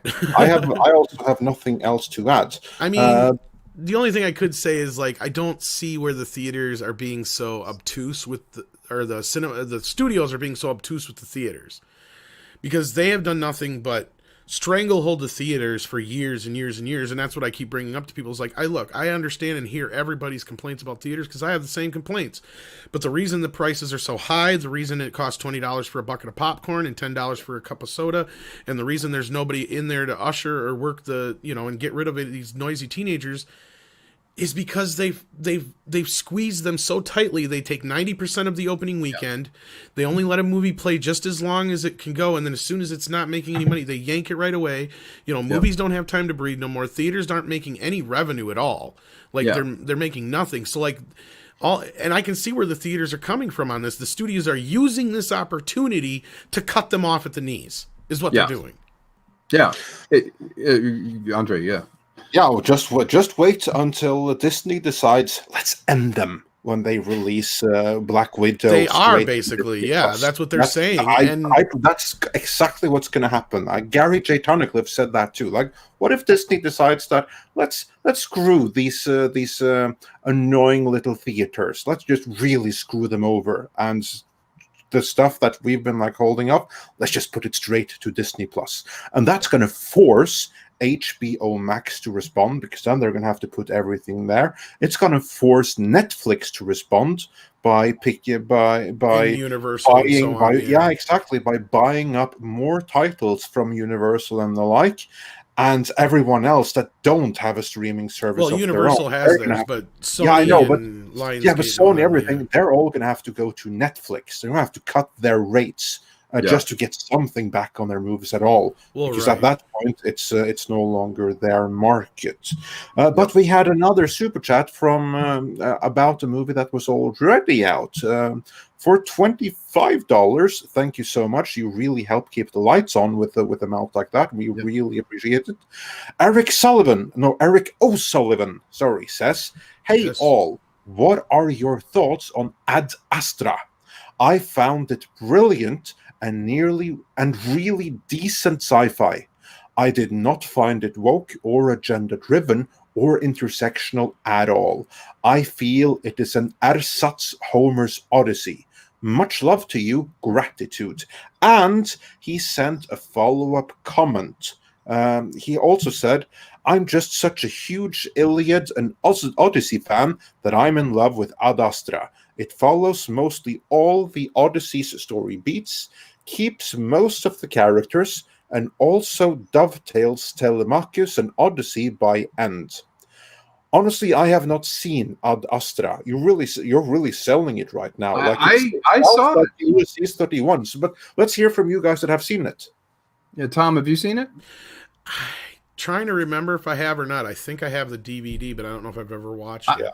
I think Eric is perfect. I haven't seen it yet, but Konkle, your reply. I thought it was a great rumination on his quest. You're right. You are the perfect audience for that, because you got the Iliad and Odyssey connection. I think it very intelligently tried to link to it, and I think as a rumination kind of film, as a tone poem film, it was very successful. Beautiful production design, beautifully shot. The music was amazing. I feel like you're selling it very well, because it's a film that asks a lot of the audience when you're watching it. You have to be in the right mood to watch it. It doesn't come out to meet you. You have to meet it halfway. And I did like the film. It's not one that I would throw on at a party and show people, but it would be one that I would sit and kind of ruminate on. And if I had appreciation like you did for literature and for mythology, you would appreciate it on a much deeper level. And it's a complete argument as to why we need diverse films, because you have every right to have a film like that you can enjoy. That should come through the system just as much as a popcorn movie that asks nothing of you but to just simply entertain you. But yeah, it's great to know the person that made that film would love your comment, because that's why they make movies. They want to connect with someone, have it resonate with you and mean something. And the craftsmanship in the film is undeniable. Yeah, absolutely. There you go. Yeah. There you go. And we have a couple of more super chats to go through. Let's see. I'm just gonna refresh, see if we got some more. Silver Nova for 10 Australian dollars. Thank you so much, mate. Says, after 20 years of playing it safe, the studios are afraid of new ideas and are creatively bankrupt. Good writers are not employed or walk away because they will be forced to toe the party line. Unfortunately, you're probably right. I've run into it personally. I've walked into a pitch room with a bunch of original scripts that I spent years crafting, only to be asked, well, we have The Little Rascals. Do you want to try and reboot that? Or what else do you have? And so I wish that was made up, but it's true. If they're creatively bankrupt, what it is it's the snake eating its own tail. When you start seeing reboots happening when the movie was recently out, like the cast is still alive, they're still in this thing, and you're making it yet again, it's a lack of confidence. What it is it's something that we talked about in another show. They come up with a date, And then they say, well, we need to put something on the 14th. It doesn't matter, what it is. Let's pick something that someone recognizes and already do it again. Now, that's nothing new in Hollywood, but they used to at least have a new spin on it, or you'd have a new take, or enough time went by between, say, a silent movie version of a story that came out, and then by the 1950s, no one had seen that silent movie, and they're like, that was a pretty good story. Maybe we have something new to say about it. Maybe we have a new take on it, and then you come out with, Ben-Hur, and there was a silent version, and this version, the two are very different takes on the same story. Now, you'll see 3 years later, it'll be like, hey, Pirates of the Caribbean, but let's make it again with all women 3 years later, but the same story. Or a more digital effects driven version of the thing, and that's the problem. Is you have an audience who owns the library now. We have access to their library, so you can't fool us. You can't pull something away and go, no, here's something you've never seen before. We own it. If I want to watch it, it's right there on my shelf. And what should be happening is more creativity. We've never had more access to equipment, more access to talented people than ever, and yet we're doing less and less with what we have. It's just like the music business. You remember that experiment where they took songs that are happening now, put into a computer for variation, for daring and instrumentation, and songs from the 60s had so much more variation, so much more daring. Songs now all are starting to sound the same. They're all using the same samples, they're all using the same thing. We're doing the same thing with storytelling and movies. We're literally using other movies as temps for the movie that we're making, and that's scary, because I don't want to do that. I know a lot of talented people don't want to do it. Good movies often escape, and that's always been the case. It's like we're onto something really mediocre here, and the ones that are great, someone really believed in and had to force through, and you had to have executives that knew to leave you alone, that knew to their benefit, create something original that resonates, and you will make money. Art is the struggle of people that love art versus people that love money. It always has been. Yeah, absolutely. I will say I have to add one thing to that. You say that right now we have the catalog. You can pick it from your shelf. That is why you need physical media, because that's the risk with streaming. With streaming, you do not own, you rent. Yes. And they can take it away. So don't get too reliant on streaming. Keep your physical copy. And if there's any risk of that physical copy deteriorating, then scan it and keep a digital copy of it, because you need to keep your own library. Because everything that they giveth on streaming, they can take it away. That's right. That Amazon announcement was scary, wasn't it? Where Amazon's like, no, you bought it, but you don't own it. It's like, wait, I bought it, but I don't own it. Yeah, and their argument is, no, you buy it provisionally. You're basically buying a long-term license, but we can take it away from you anytime we want. Exactly. And technically, it was like this always. Because like when you buy a movie on Blu-ray or DVD or 4K or what have you not, then you're actually just buying the license to screen it in the privacy of your own home. And they can, as it says in the warning, they can take back that license at any time. However, they can't enforce it. They can't come and knock on your door and say, can we please have back that movie that you bought like 12 years ago? We'd like to have it back now because it's like some corporate bullcrap. They can't do that. But on streaming, they can, and they do. Yeah, it's like I always say, it's like someone coming along your bookshelf and going, nope, you can't have that book anymore. And you bought that, but I'm sorry, that's not yours. And say you turn around to your friend and you say, hey, I have to show you this great movie. Oh, wait, it's gone. We can't have a movie night, even though I bought it, because you know what?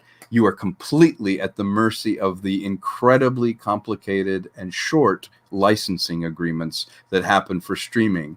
And with my own films, if I relied on that to find my film, well, I've gone to streaming services. I'm like, oh, I thought I was on this. It's gone. Oh, Vudu just got bought. It's not Walmart anymore. So a lot of titles just disappeared because they're like, oh, we don't have the agreement with them anymore. Yeah, and I know people are running into that same issue with Apple a while back. And in return, all iTunes gave them was a free rental. Yep. They didn't give him a A friend free of mine movie. moved to Canada, and he opened his iTunes, and there was no Canadian licensing on half the stuff he had. He had to rebuy it. Yeah, exactly. There you go. That's the thing with streaming. Just remember, you rent it. You may think that you bought it, but you didn't. You just paid extra for renting. You paid extra to rent a longer license they can revoke at any time. Exactly. And if they decide that, okay, if you're really unlucky and you bought it for like the indefinite future, but the license deal expires tomorrow, then you're shit out of luck and they owe you nothing. Well, let's be clear without sounding too hyperbolic. Like, chances are most of the big stuff they're always going to keep some kind of license with. Like, recently I got all the Bond films to do our Bond party thing. I guarantee Voodoo's never going to lose the license. They're going to continue to up that license until the end of fucking time. Yeah, but now your copy... That's not everything else. Exactly like, my point. Now, I was just getting to is like, yeah, if you're talking about something that's a smaller movie or something like that, it doesn't even have to be smaller. It doesn't, but I don't want to make it sound like we're saying like everything's going to go away eventually, but it could. You're right, Tom, but try and find me a copy of Cocoon. It's an Oscar-winning film. No, you're right. I had to import the Blu-ray. I had to import the Blu-ray. You're 100% correct. It's literally nowhere. Like, if I wanted to watch it right now, it doesn't exist. You know, and there's no reason that any film couldn't end up with that fate. Or here, worse, from my own point of view, what if something becomes politically undesirable and disappears, like Faulty Towers? It's like, no, you don't want to see that. That's not, it portrays people in this way. No, and again, don't get me wrong. I agree with you guys 100%. I'm on the same boat, but I just want to remind, I don't want to sound like we're being extremely hyperbolic, though, either. And a good point. I don't like hyperbole at all. But I just think Andre has a very good point. When you're buying it, you're not buying it. You're renting it. And it's subject to a licensing fee. And what I like about physical media, why I am a huge fan of physical media, I always insist, even on my own stuff, I'm like, hey, let's do a DVD and a Blu-ray, because that's what I would buy. Is I like the idea of, 2 years from now, we have some conversation about some obscure movie, and I'm like, Tom, Andre, come over, let's watch it. I don't want to sit there going, okay, let's Google search. Is there anybody? Is it on Google Play? No. Is it on Tubi? No. And eventually you're like, well, I guess we can't watch it. It's like, but I bought it, but I can't watch it. And that's the problem. No, and I agree. There's a lot of issues with a lot of streaming things. I'm a huge advocate for physical media.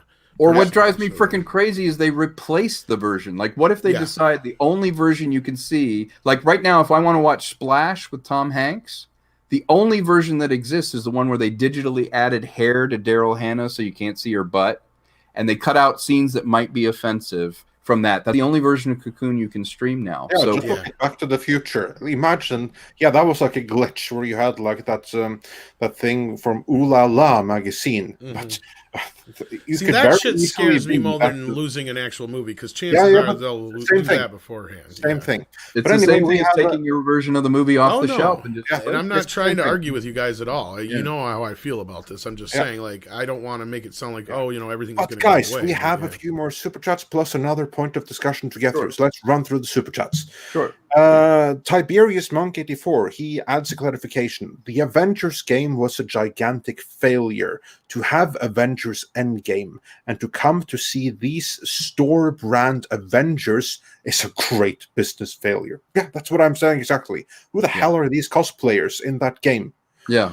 And Tonister Tree says, with the opportunity for independent film now, do you have advice for getting acting jobs? Oh, absolutely. With the opportunities in independent film, the biggest thing it means for you as an actor is you're no longer driven by the studio consideration of, well, if you don't have Tom Cruise or if you don't have Daniel Craig, the movie doesn't get made. You have as an actor a more level playing field to make stars when you do independent film. In the old days in television, the axiom was always this: television didn't need stars, it made stars. The stars of Friends were not stars before it started. Cheers were not, huge movie stars before it started. They made those stars. Well, in independent film, that's where you cut your teeth as an actor. That's where you find out if you could carry a movie. That's where you're going to get to play parts you wouldn't normally get in the studio system. So in independent film right now, seek out the people that are making the kinds of independent films that you like, that you enjoy, or that you think are challenging as a filmmaker,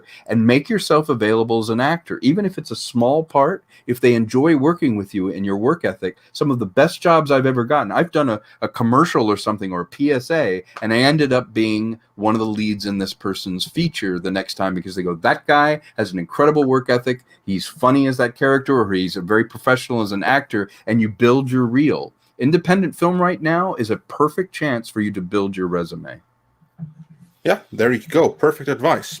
And then we had a statement from a countryman of mine, by the looks of it. Tebias Tobak says for 20 Norwegian Viking money, Jenkins co-wrote Wonder Woman 1984, so I'm not worried. Well, fingers crossed that the movie will be cool. I have another fun thing to, I have a fun connection with that movie afterwards, but I'll share that after this next super chat, because then we also had a question from ActionCom, who says 3D versus high frame rate films, which will win? Now that reminds me, at least, of the log line of Alien versus Predator. Whoever wins, we lose. I hate high frame rate shit. High frame rate makes everything look like a high school play. Well, not just that, or soap opera or whatever, because it takes all the motion blur, which we see naturally with our eyes. Yeah, so that's why it looks unnatural. Yeah. I went to go see one of the Hobbit films. I'm a huge Peter Jackson fan, and I thought, how innovative. He's trying, 60 frames, 90 frames, trying all these different frame rates. I watched it. I could see the seams in the sets. It looked like cardboard. It looked too real. It looked too... it made things that should seem large and cinematic feel small and common. And it's the same effect you have when you go in the store and you see the demos for the LED TVs, or TVs are out, and they're playing a movie, and it looks like security cam. It's like, because they got that fucking motion blur on it, or that motion shit on it. I hate it. It takes away the motion blur. Yeah. The cinema is supposed to be like a dream, a shared dream. It should feel a little distant. It should feel a little magic. Getting the high frame rate is only useful when you're doing visual effects and you need to not have the blur so you can key things. At the end of the day, it looks too sharp, too real. It actually takes away from the magic, in my opinion. Now, a movie might come out in a high frame rate, and I eat my words. I might make that movie. But at the moment, I was singularly unimpressed by how it made The Hobbit look compared to Lord of the Rings. I felt like it felt like a school play. I felt the flatness of things. I felt the artificiality. Even the makeup suffered. I just have to say that the worst cinema experience I had in my entire life was watching The Hobbit in HDR high frame rate. No, not HDR, but high frame rate 3D. It's the worst thing I've ever seen because of just what you say. It didn't look like Middle Earth. It looked like a set video. Yes, it did. It looked like a behind the scenes special effects thing. Yes, it did. It looked like behind the scenes footage from a security cam. Well, here's the thing, guys. The artificiality of it. Here's the thing, and I know Tom knows this, and I'm sure Andre knows this, but for a lot of the people in our audience, they chose 24 frames a second 100 years ago because that's the most natural frame rate that the eye sees. That they figured out that's the frame rate the camera has to run at for us to capture images for the exact same way that the human eye sees them. If you go too much over, you see too much, and it just looks unnatural, like we were just talking. You go under, and you get undercut. You get too much janky-looking shit. So they figured that out way back then. Now, television has, kind of gone between 30 You know, depending on how it's filmed, they'll That's convert. soap opera look. That's 30 frames per second. That's 30 frames per second. Once you get to 60 and beyond, is what these guys are talking about. You're getting too much information in a minute. And it doesn't look real. Yeah, it destroys everything you're going for. It destroys the lighting effect that any of the cinematographer is going for, unless they know how to light it for that frame rate, which is very rare. And again, all that frame rate's going to do is give you that video feeling, because video always ran at a higher frame rate. That's right. And that you lost the motion blur. That was something that what's his face for Star Wars, the guy who did all the stop motion, he came up with Go Motion. And that was his whole thing, was he made the motion blur and stop motion that we weren't seeing before that added that extra. That added that extra. Phil Tippett. Thank you. That's who I was thinking of. Yeah. And he knew that. He knew that at that time, and he took that knowledge and he transferred that over to digital technology, because otherwise they would have never even thought of those kind of things. And he used his knowledge and what he had put into stop motion. And if it wasn't for him, I don't think Jurassic Park would have been as good. Because, I mean, he was the one who said, we're extinct now, when he talked about, the special effects artists. But he didn't realize that they still needed their know-how to create a more realistic image on screen. Yeah. Well, it's the persistence of vision. Like you said, in the early days, there was a financial consideration of what's the minimum amount of film we have to put through the camera to still get an image, versus also when does persistence of vision kick in? When does the eye fill in from one frame to the next? And 24 was that magic number. You could save on film. You didn't have to use more film, but also it was right there. And we got used to that. And it's not just that we got used to it. It's that it actually works in the brain in a beautiful way, because your brain is filling in the frames. The frame is empty and blank longer than it's there. If you take a 24 frame and shoot high speed of it, the screen is mostly black. There's nothing there. Your brain is filling in all the details. And when you get into those 60 frame presentations, particularly on a large screen, not only is it feeding your brain information that your brain would not be absorbing that fast, but it's creating an artificial reality, and it's showing you the artifice of the movie. It's not making it more real, more immersive. It's actually making it more distancing. Yeah, and like Red Syrup brings up here, anime is the same way. They use less frames. Well, part of it's just for cheaper animation, but the other side of it is for that specific reason. They want that motion blur. Yes. And that's, the key is that you take out the motion blur, you take out any sense of action. It'll take something that's going 60 miles an hour across screen and make it look like it's going across at 2 miles an hour. That's the other problem you have. So like there's no sense of action or urgency in this in the shot. Yeah, the spatial relationship is wrong and the speed is wrong. Yeah. Yeah. The final thing that I will say about that is that neither of those technologies will win, but especially not high frame rate. No, I was so glad that the Hobbit movies killed that once and for all. I don't think that anyone is going to. No one will touch it. They tried it with that Will Smith movie, and that one failed too. So. That one failed miserably. God. And I'll tell you, the 24 frame version of the Hobbit movie looks fantastic. I have that on Same thing Blu-ray. with the Will Smith one. I can't think of the damn name, but the one where he plays himself. Yeah. You know what I swore after seeing the HFR version of The Hobbit. I decided if I ever see this movie again, it's not going to be in high frame rate Blu-ray. And it's also not going to be in ordinary Blu-ray.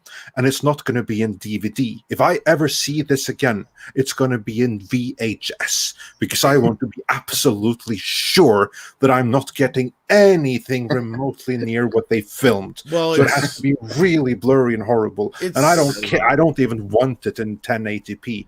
No way.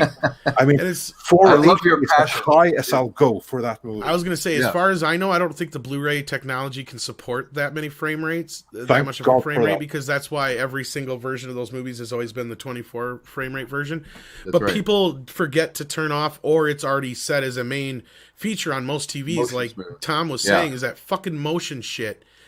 And that motion it interpolates between the frames, and it ends up looking like this fake kind of. Somebody was showing something in I walked into a store recently, and I looked at it, and I was like, "Oh my god, what is it?" And it was a movie I like, and I'm looking at it, and the face is just this shiny little face, and they're climbing on stuff, and I was like, "This looks it like makes real people look like a CGI animated." Yeah, it like looks Pixar terrible, terrible. And actually, there was a number of directors signed a petition to try and get that Yes. to not be the default. And back on TV. before I got on YouTube, I did a blog, and I actually did a long story. I'm like, fix your friend's TV. Yeah. It's like nothing drives me more nuts than going into a friend's house or walking into Me a too. department store and seeing this motion blur. And this was before 4K was a big deal even. And seeing I've this changed motion it in a blur bar. thing, yeah. I've gone up to a bar and they give me the remote, please. You're killing me, and Same change thing those with things. cropping Like, it I off. can't It's like, watch set your shit up right.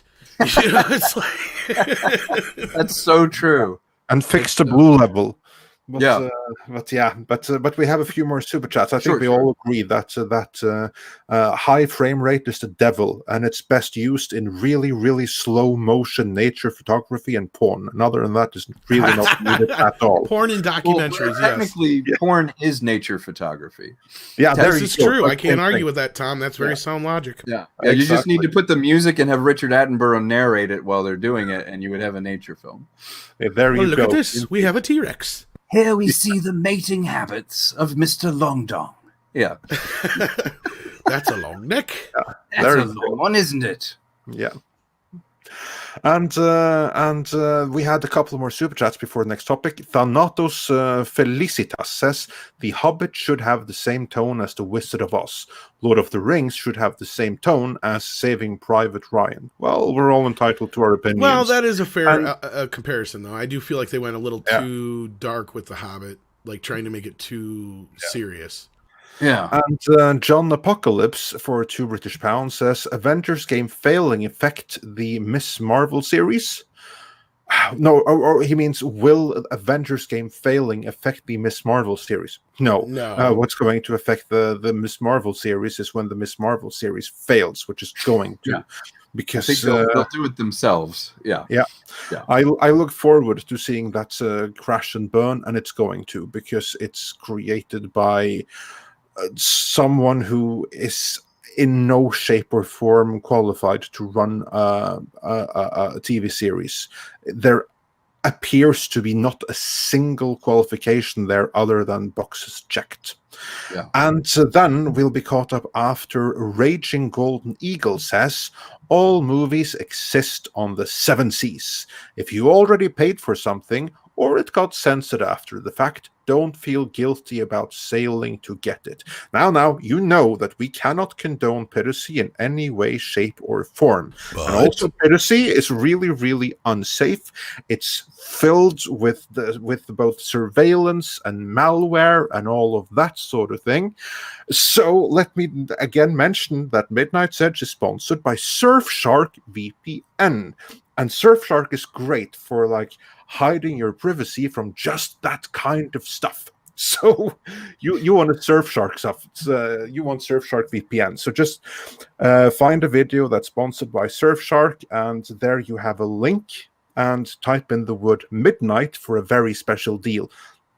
I think that right now you'll be getting even 4 months off, plus 84% off with that keyword. So Nice. Go get Surfshark VPN. And Can I say one thing about his issue? Is I am of two minds. I mean, I understand the high seas to get access to things, but I will put a face to this. You are not sticking it to the man when you do an independent film like mine. When my film came out, the first day I saw it had 500,000 downloads on a pirate site, and I didn't get a dime from that. And that would have paid my bills. It would have helped me. If you're sticking it to the man on a studio, yes, they got paid a lot of money. Yes, they'll see ancillary things, but think a little bit when you make a decision to go and pirate something that's made by guys like me. You really are directly taking any chance of me making even $1 or $2 off of it. If I had made $1 for every download that I had, I would be making another movie from that money. So please think about, when you're pirating it, you're like, stick it to the man. They've made enough money. But it's not always the case. Not all films are equal. If it's an indie film like mine that I've poured my heart out to make, when I go and I see millions of downloads on pirating, and then I see that I haven't made any money in regular distribution, it makes it so much harder for me to make another movie. Right. Well, a heartbreaking story I have heard is when, I don't know if you know who he is, but John Schnepp, who made the excellent documentary Superman Lives, The Death of Superman Lives, I think is the title of it.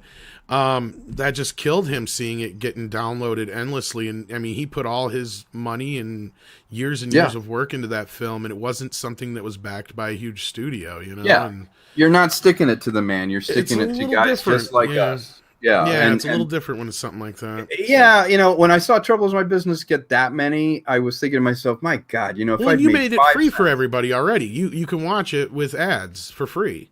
Yeah. Right? So, yeah. I mean, the ads pay you. Well, that's my point. Is like it's almost like kind of a man. Just watch it for free. It's out there. It's not like you're hiding it from anybody. It's not like you gotta go to see it in the theaters. It's not like you're buying me a mansion or something. It's like you're feeding a guy who loves to make movies, and I'm just a working stiff that happened to make movies and act. 1.1% of the people are these mega rich people that are doing it. Most people that have movies out that you see like as an indie film, they need your 10 cents, and I would love to make movies that everybody in the chat, everybody's being cool and saying hi and talking and everything. I would love to make something that they could enjoy. And all I would ask is like, throw me $1 so I can make another one, because it doesn't work as a business model where people get used to the content for free. And they're like, no, I'll just take it. I'll just download it. It's, I'm used to watching this stuff for free. It's like, yeah, but how do I make another one? If I can't show somebody that gives me the money, that money will come back, I won't be able to make anything creative. And you can't buck the system, and I can't stick it to a company by going, fine, you know what? I'm going to make a quality science fiction thing, and it's not based on your freaking comic book. Well, I can't do that if 2 million people have downloaded my film for free. I'm out of luck. I didn't get any of that money, and I put all my, put 2 years of my life into that. And that happened with Trouble Is My Business. It broke my heart. I actually stole my film back because somebody had subtitled it with Arabic, and I downloaded it and tried to sell it on iTunes in Arab countries because it had already been stolen. Well, there you go. Free labor at that point, might as well. No, but I mean, you're right. And to finish up this thought and then move on to the next super chat, I can't say who, but we've even heard from people in the industry where they do pay attention to what's being downloaded. But what that does then is hurt the chances of it actually making any money, and if it's something that is popular, getting a sequel. Like imagine now, here's a great example I'm sure Andre will appreciate. Imagine if at least half the people that downloaded Dread that didn't go see it in the theater or buy it actually did one of those things, we would have gotten Dread 2 right now. I guarantee you it. Absolutely. Yeah. Oh God. You think about it. The 10 million pirated downloads to the entire world. If they had paid $2 for it, it would have made 200 million bucks right there. Just $2. Exactly. So, guys, let's so what have we learned? 1, do not go to the high seas because it's wrong. 2, if you do go to the high seas, then make sure that you either stick it to the man, so make sure that you don't screw over any indies in the process. If you have to get it from there, then see it somewhere else where they actually get some kind of return as well. Then if you must have a backup for your archive, then Surfshark it. Yep. A great example of one of those stick it to the man movies was, I was so proud to see that not so many people went to see The Rise of Skywalker. But let's just say I happen to know a lot of people who saw it. Yes, exactly. Yeah, like those people got paid. They got paid in advance. They got paid up front, and that is different. That's a man movie right there. Somebody made a point. Yeah, that's a man movie. And somebody made a great point in the chat. They were like, you know what? I'm more likely to buy something that I pirated. Well, sure. Okay. That maybe you're testing it and you're going, yeah, I liked it. I'll turn around and buy it. Those aren't the problem people. The problem people are the ones who are just like, they feel entitled. And it's like, I deserve Tom's movie. I'm just going to pirate it. Well, it's like, well, okay. Right. But then when I want to make another movie, I didn't make any money. Yeah, and again, like I said, you're making it available for everybody, so it's not like you're a big studio guy hiding it behind, theaters and other things too. But, right, I'm not trying to, I'm not trying to get a mansion. I'm just trying to make another movie. I know we got super chats to get to, but we do check into the regular chat from time to time too, despite some rumors out there. And Hello all. And we have already a few times, and I want to grab this question here too because it's a good one. Disney decided to delay Free Guy and Death on the Nile. Those are movies made by Fox under contract. They release in theaters. Why didn't Disney take advantage like New Mutants? That's a very good question. Free Guy, I think, is going to probably... It was a cheaper film, so I think they're going to... I think that's going to end up going to like Netflix or something like that, probably in the end. Yeah. Death on the Nile, on the other hand, that's a totally different monster. I bet you that costs more than New Mutants. What do you think, Andre? And then we'll ask Tom what he thinks. Oh, hell yeah. That's okay. New Mutants, they just wanted to get rid of. Because there they had like some previous deals with producers and stuff like that. There had to be like this limited release and stuff like that. But really, it was an embarrassment from a previous regime that they just wanted to be done with. Death on the Nile and Free Guy I know nothing about, but Death on the Nile, there's money in that. That's a movie. That has a stellar cast and everything. That's a movie that they have pushed back because they hope to see a return on it. That's something that, unlike New Mutants, they actually have faith in and that they care about. That's the difference. So they've pushed it forward in the hopes that it might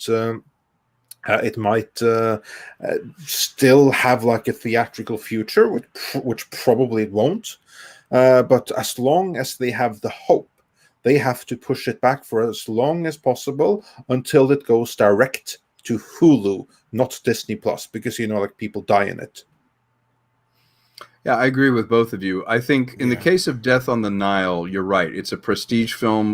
Murder on the Orient Express was made by the same team. It's Kenneth Branagh again. So I think it's also franchise. It's also let's face it, it's a very English language based film. So the foreign prospects may not be as much as an action film or another type of film. So they might be looking to delay it, hoping that in English speaking countries it can open more wide. The same case with Free Guy. Free Guy, I think, is that the comedy with Ryan Reynolds? Yeah, I think what they're going to do with that one is it'll probably do a limited run just so they can kind of have that prestige for it. Yeah. But it's basically GTA, the comedy movie. I think a guy you're right. Who gets like superpowers and he can do whatever he wants, kind of thing. And also, let's be honest, not superpowers, but he can't. Yeah, he's like in a game or something. They're in a game. Yeah. And frankly, I think that comedy is going to play best domestically. If it's broad physical comedy, so it could work internationally, but they're probably hanging on to it because, like Andre said, they're hoping for some scraps from the table. If more theaters can open, you're going to make more money because right now, if they sold Free Guy, they'd probably sell it for like $40 million to a streaming service and never see another dime. Yeah, I think I did a piss poor job explaining Free Guy. Yeah, it takes place in a video game, and Ryan Reynolds' character realizes he's a game character. Yeah, it has a great trailer. Yeah, it looks fun. It's a great idea. I kind of wish I had written that, but by the same token, I think they're going to want to make some money in the theater. Can you imagine putting a cap on how much it can make by just licensing it and walking away from it? Well, you're leaving maybe 50, maybe 70 million on the table that someone wouldn't pay up front that would have paid for in the theater. It's worth that risk. Yeah, and we were even lucky to see New Mutants. I'm surprised they didn't bury that altogether. Yeah. That was more of a litmus test. It was a canary. They just put it out there because they had nothing to lose with it. And, if it did poorly, then all the better for them to say, well, of course, X-Men needs to be revamped. Yeah, exactly. Yeah, no, you're right. Yeah. That thing was done in advance. And now we still have one more topic to go through real quick. Sure. But first, Mr. Tickletrunk sends a reminder. Rivals is going on Indiegogo. Support the project and see if he's looking for actors. Mr. Tickletrunk is talking about a previous episode on Midnight's Edge After Dark. Midnight's Edge in the Morning. If you go into the Midnight's Edge in the Morning playlist and you find the older episodes, you will find one that has like a badass cyberpunk guy, and it says Badassness Returns. That's where we talk with the director for Rivals, an independent project that is currently seeking funding on Indiegogo. So go support that. And with that, Indiegogo support it. Exactly. And with that, we are up to speed with Super Chat. So now let's get into the final topic of the day, namely The Mandalorian. And there's a fun coincidence here, because The Mandalorian stars, what's his face again? Pedro Pascal, the guy who has made himself so popular with fans as of late, apart from the blue check marks on Twitter. So, he's made himself controversial. And you know what he's in? He's also in Wonder Woman 1984, a movie that's going to get dumped to HBO Max. But yeah, Tom, what's your thoughts on The Mandalorian and the recent controversies like Boobgate and everything, and what it might mean for the industry? I have a lot of friends that work on that. A friend of mine directed one of those episodes, and I've been watching it closely. I'm a big original Star Wars fan. I like the original trilogy, and I feel like the aesthetics of this are much closer. I feel that, Favreau and Filoni are creating something very beautiful despite all the other machinations that are going on at Lucasfilm. And Taika and the other people are involved as well. The directors are bringing their own vision to each one, because Star Wars was originally like a serial. I think it lends itself to a serialized format with a long arc story. What I'm hoping happens with Mandalorian is I feel like we're in the cusp that it's opening up the universe a little bit to more possibilities. I think it's allowing people to come into Star Wars not necessarily knowing the animated works, not knowing some of the books and some of the other things in canon, but there's nothing in that show that you go, oh, wow, I'm completely lost if I don't know all these other things. I think they're introducing the concepts nicely, and I think they have to.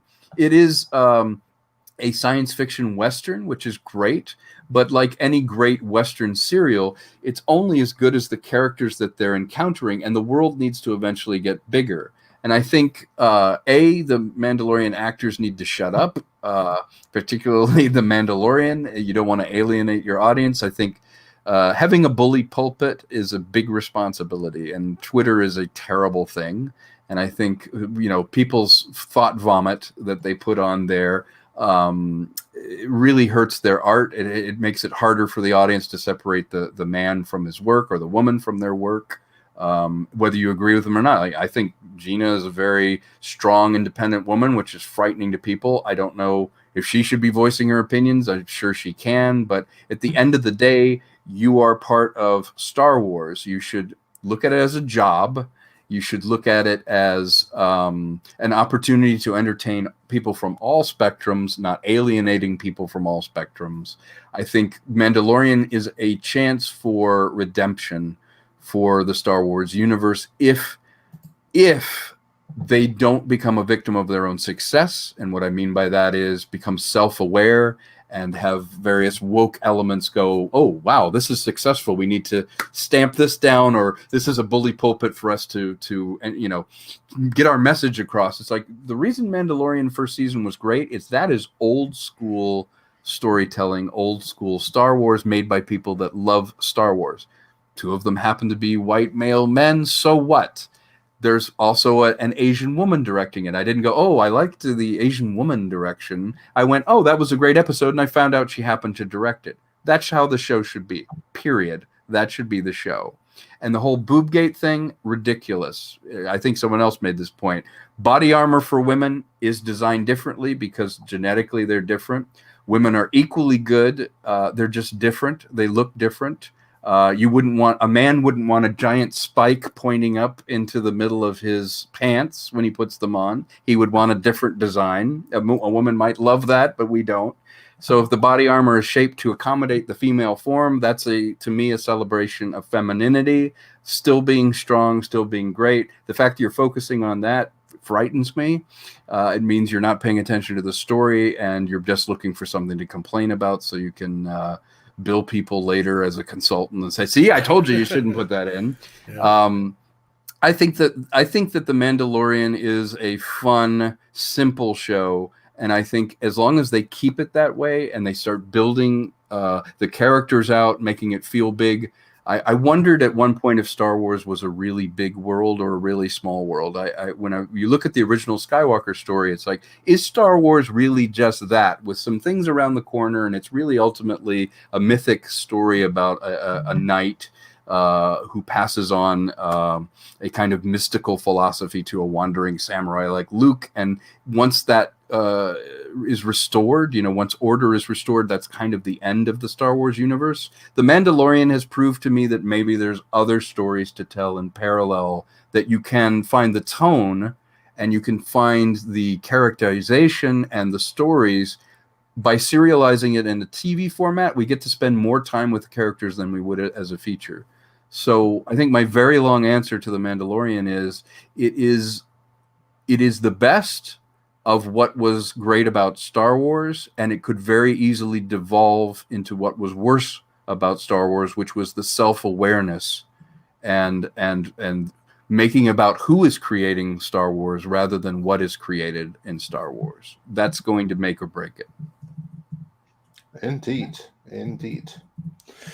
Just going to see if we got any more super chats. In the meantime, I agree completely that The Mandalorian is it's a last chance that Star Wars has, really. That's kind of like what's keeping Star Wars alive at this point. Wouldn't you also say, Tom?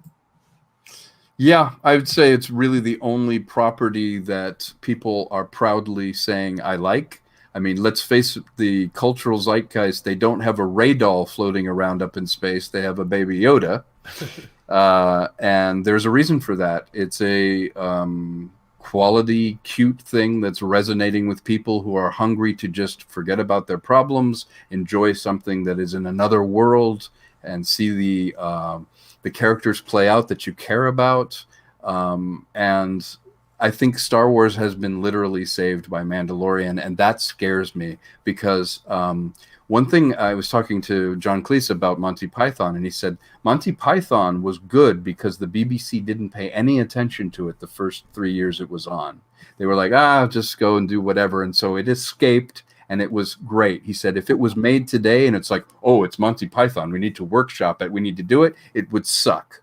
And you almost have to be the scrappy underdog. Even if you're a Star Wars property, you have to be Mandalorian as the scrappy underdog. And once it's now successful, there's many eyes on it that want to pee on it and make it their own.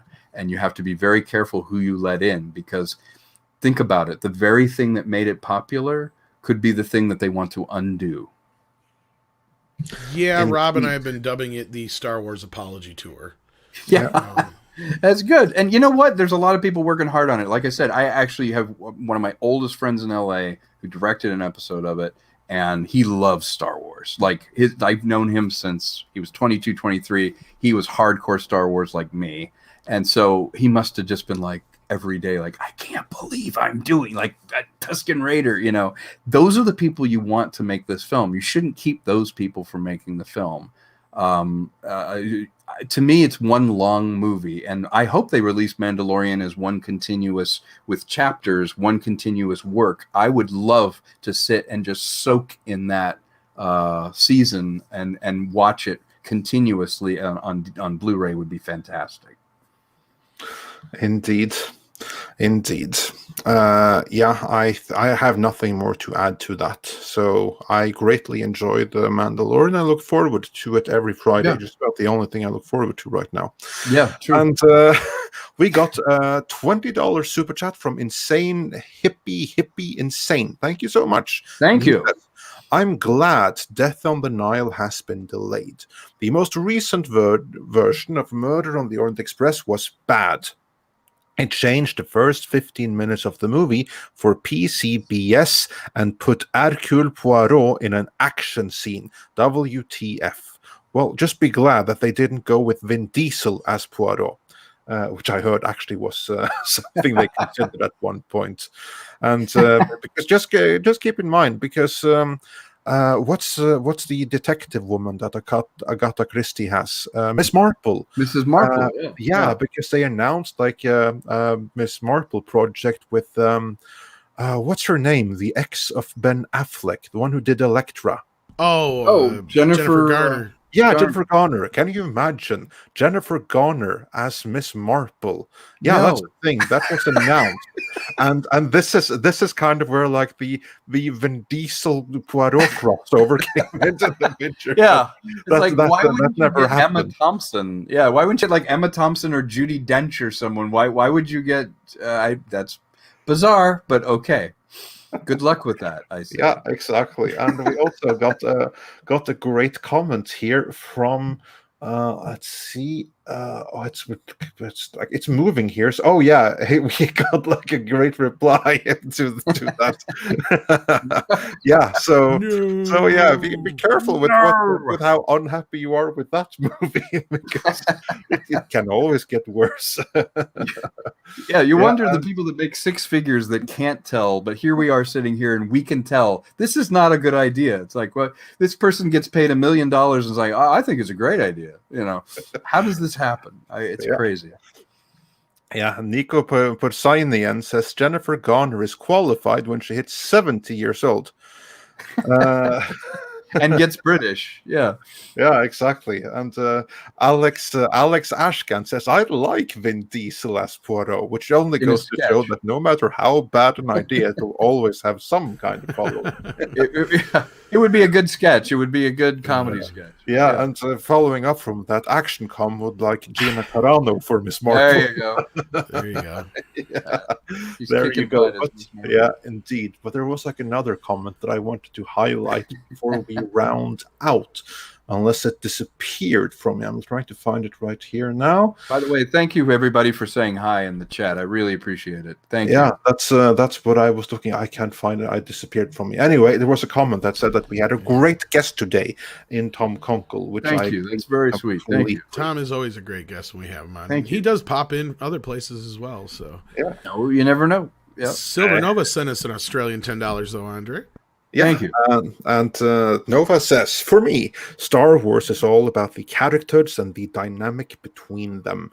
Without compelling characters, you don't have Star Wars. That is why the sequels have failed. Yeah, you're not wrong. Absolutely. That's absolutely true. When I'm writing, I'm writing a script right now, and I always remind myself, plot is what happens outside the characters. Story is what happens inside the characters.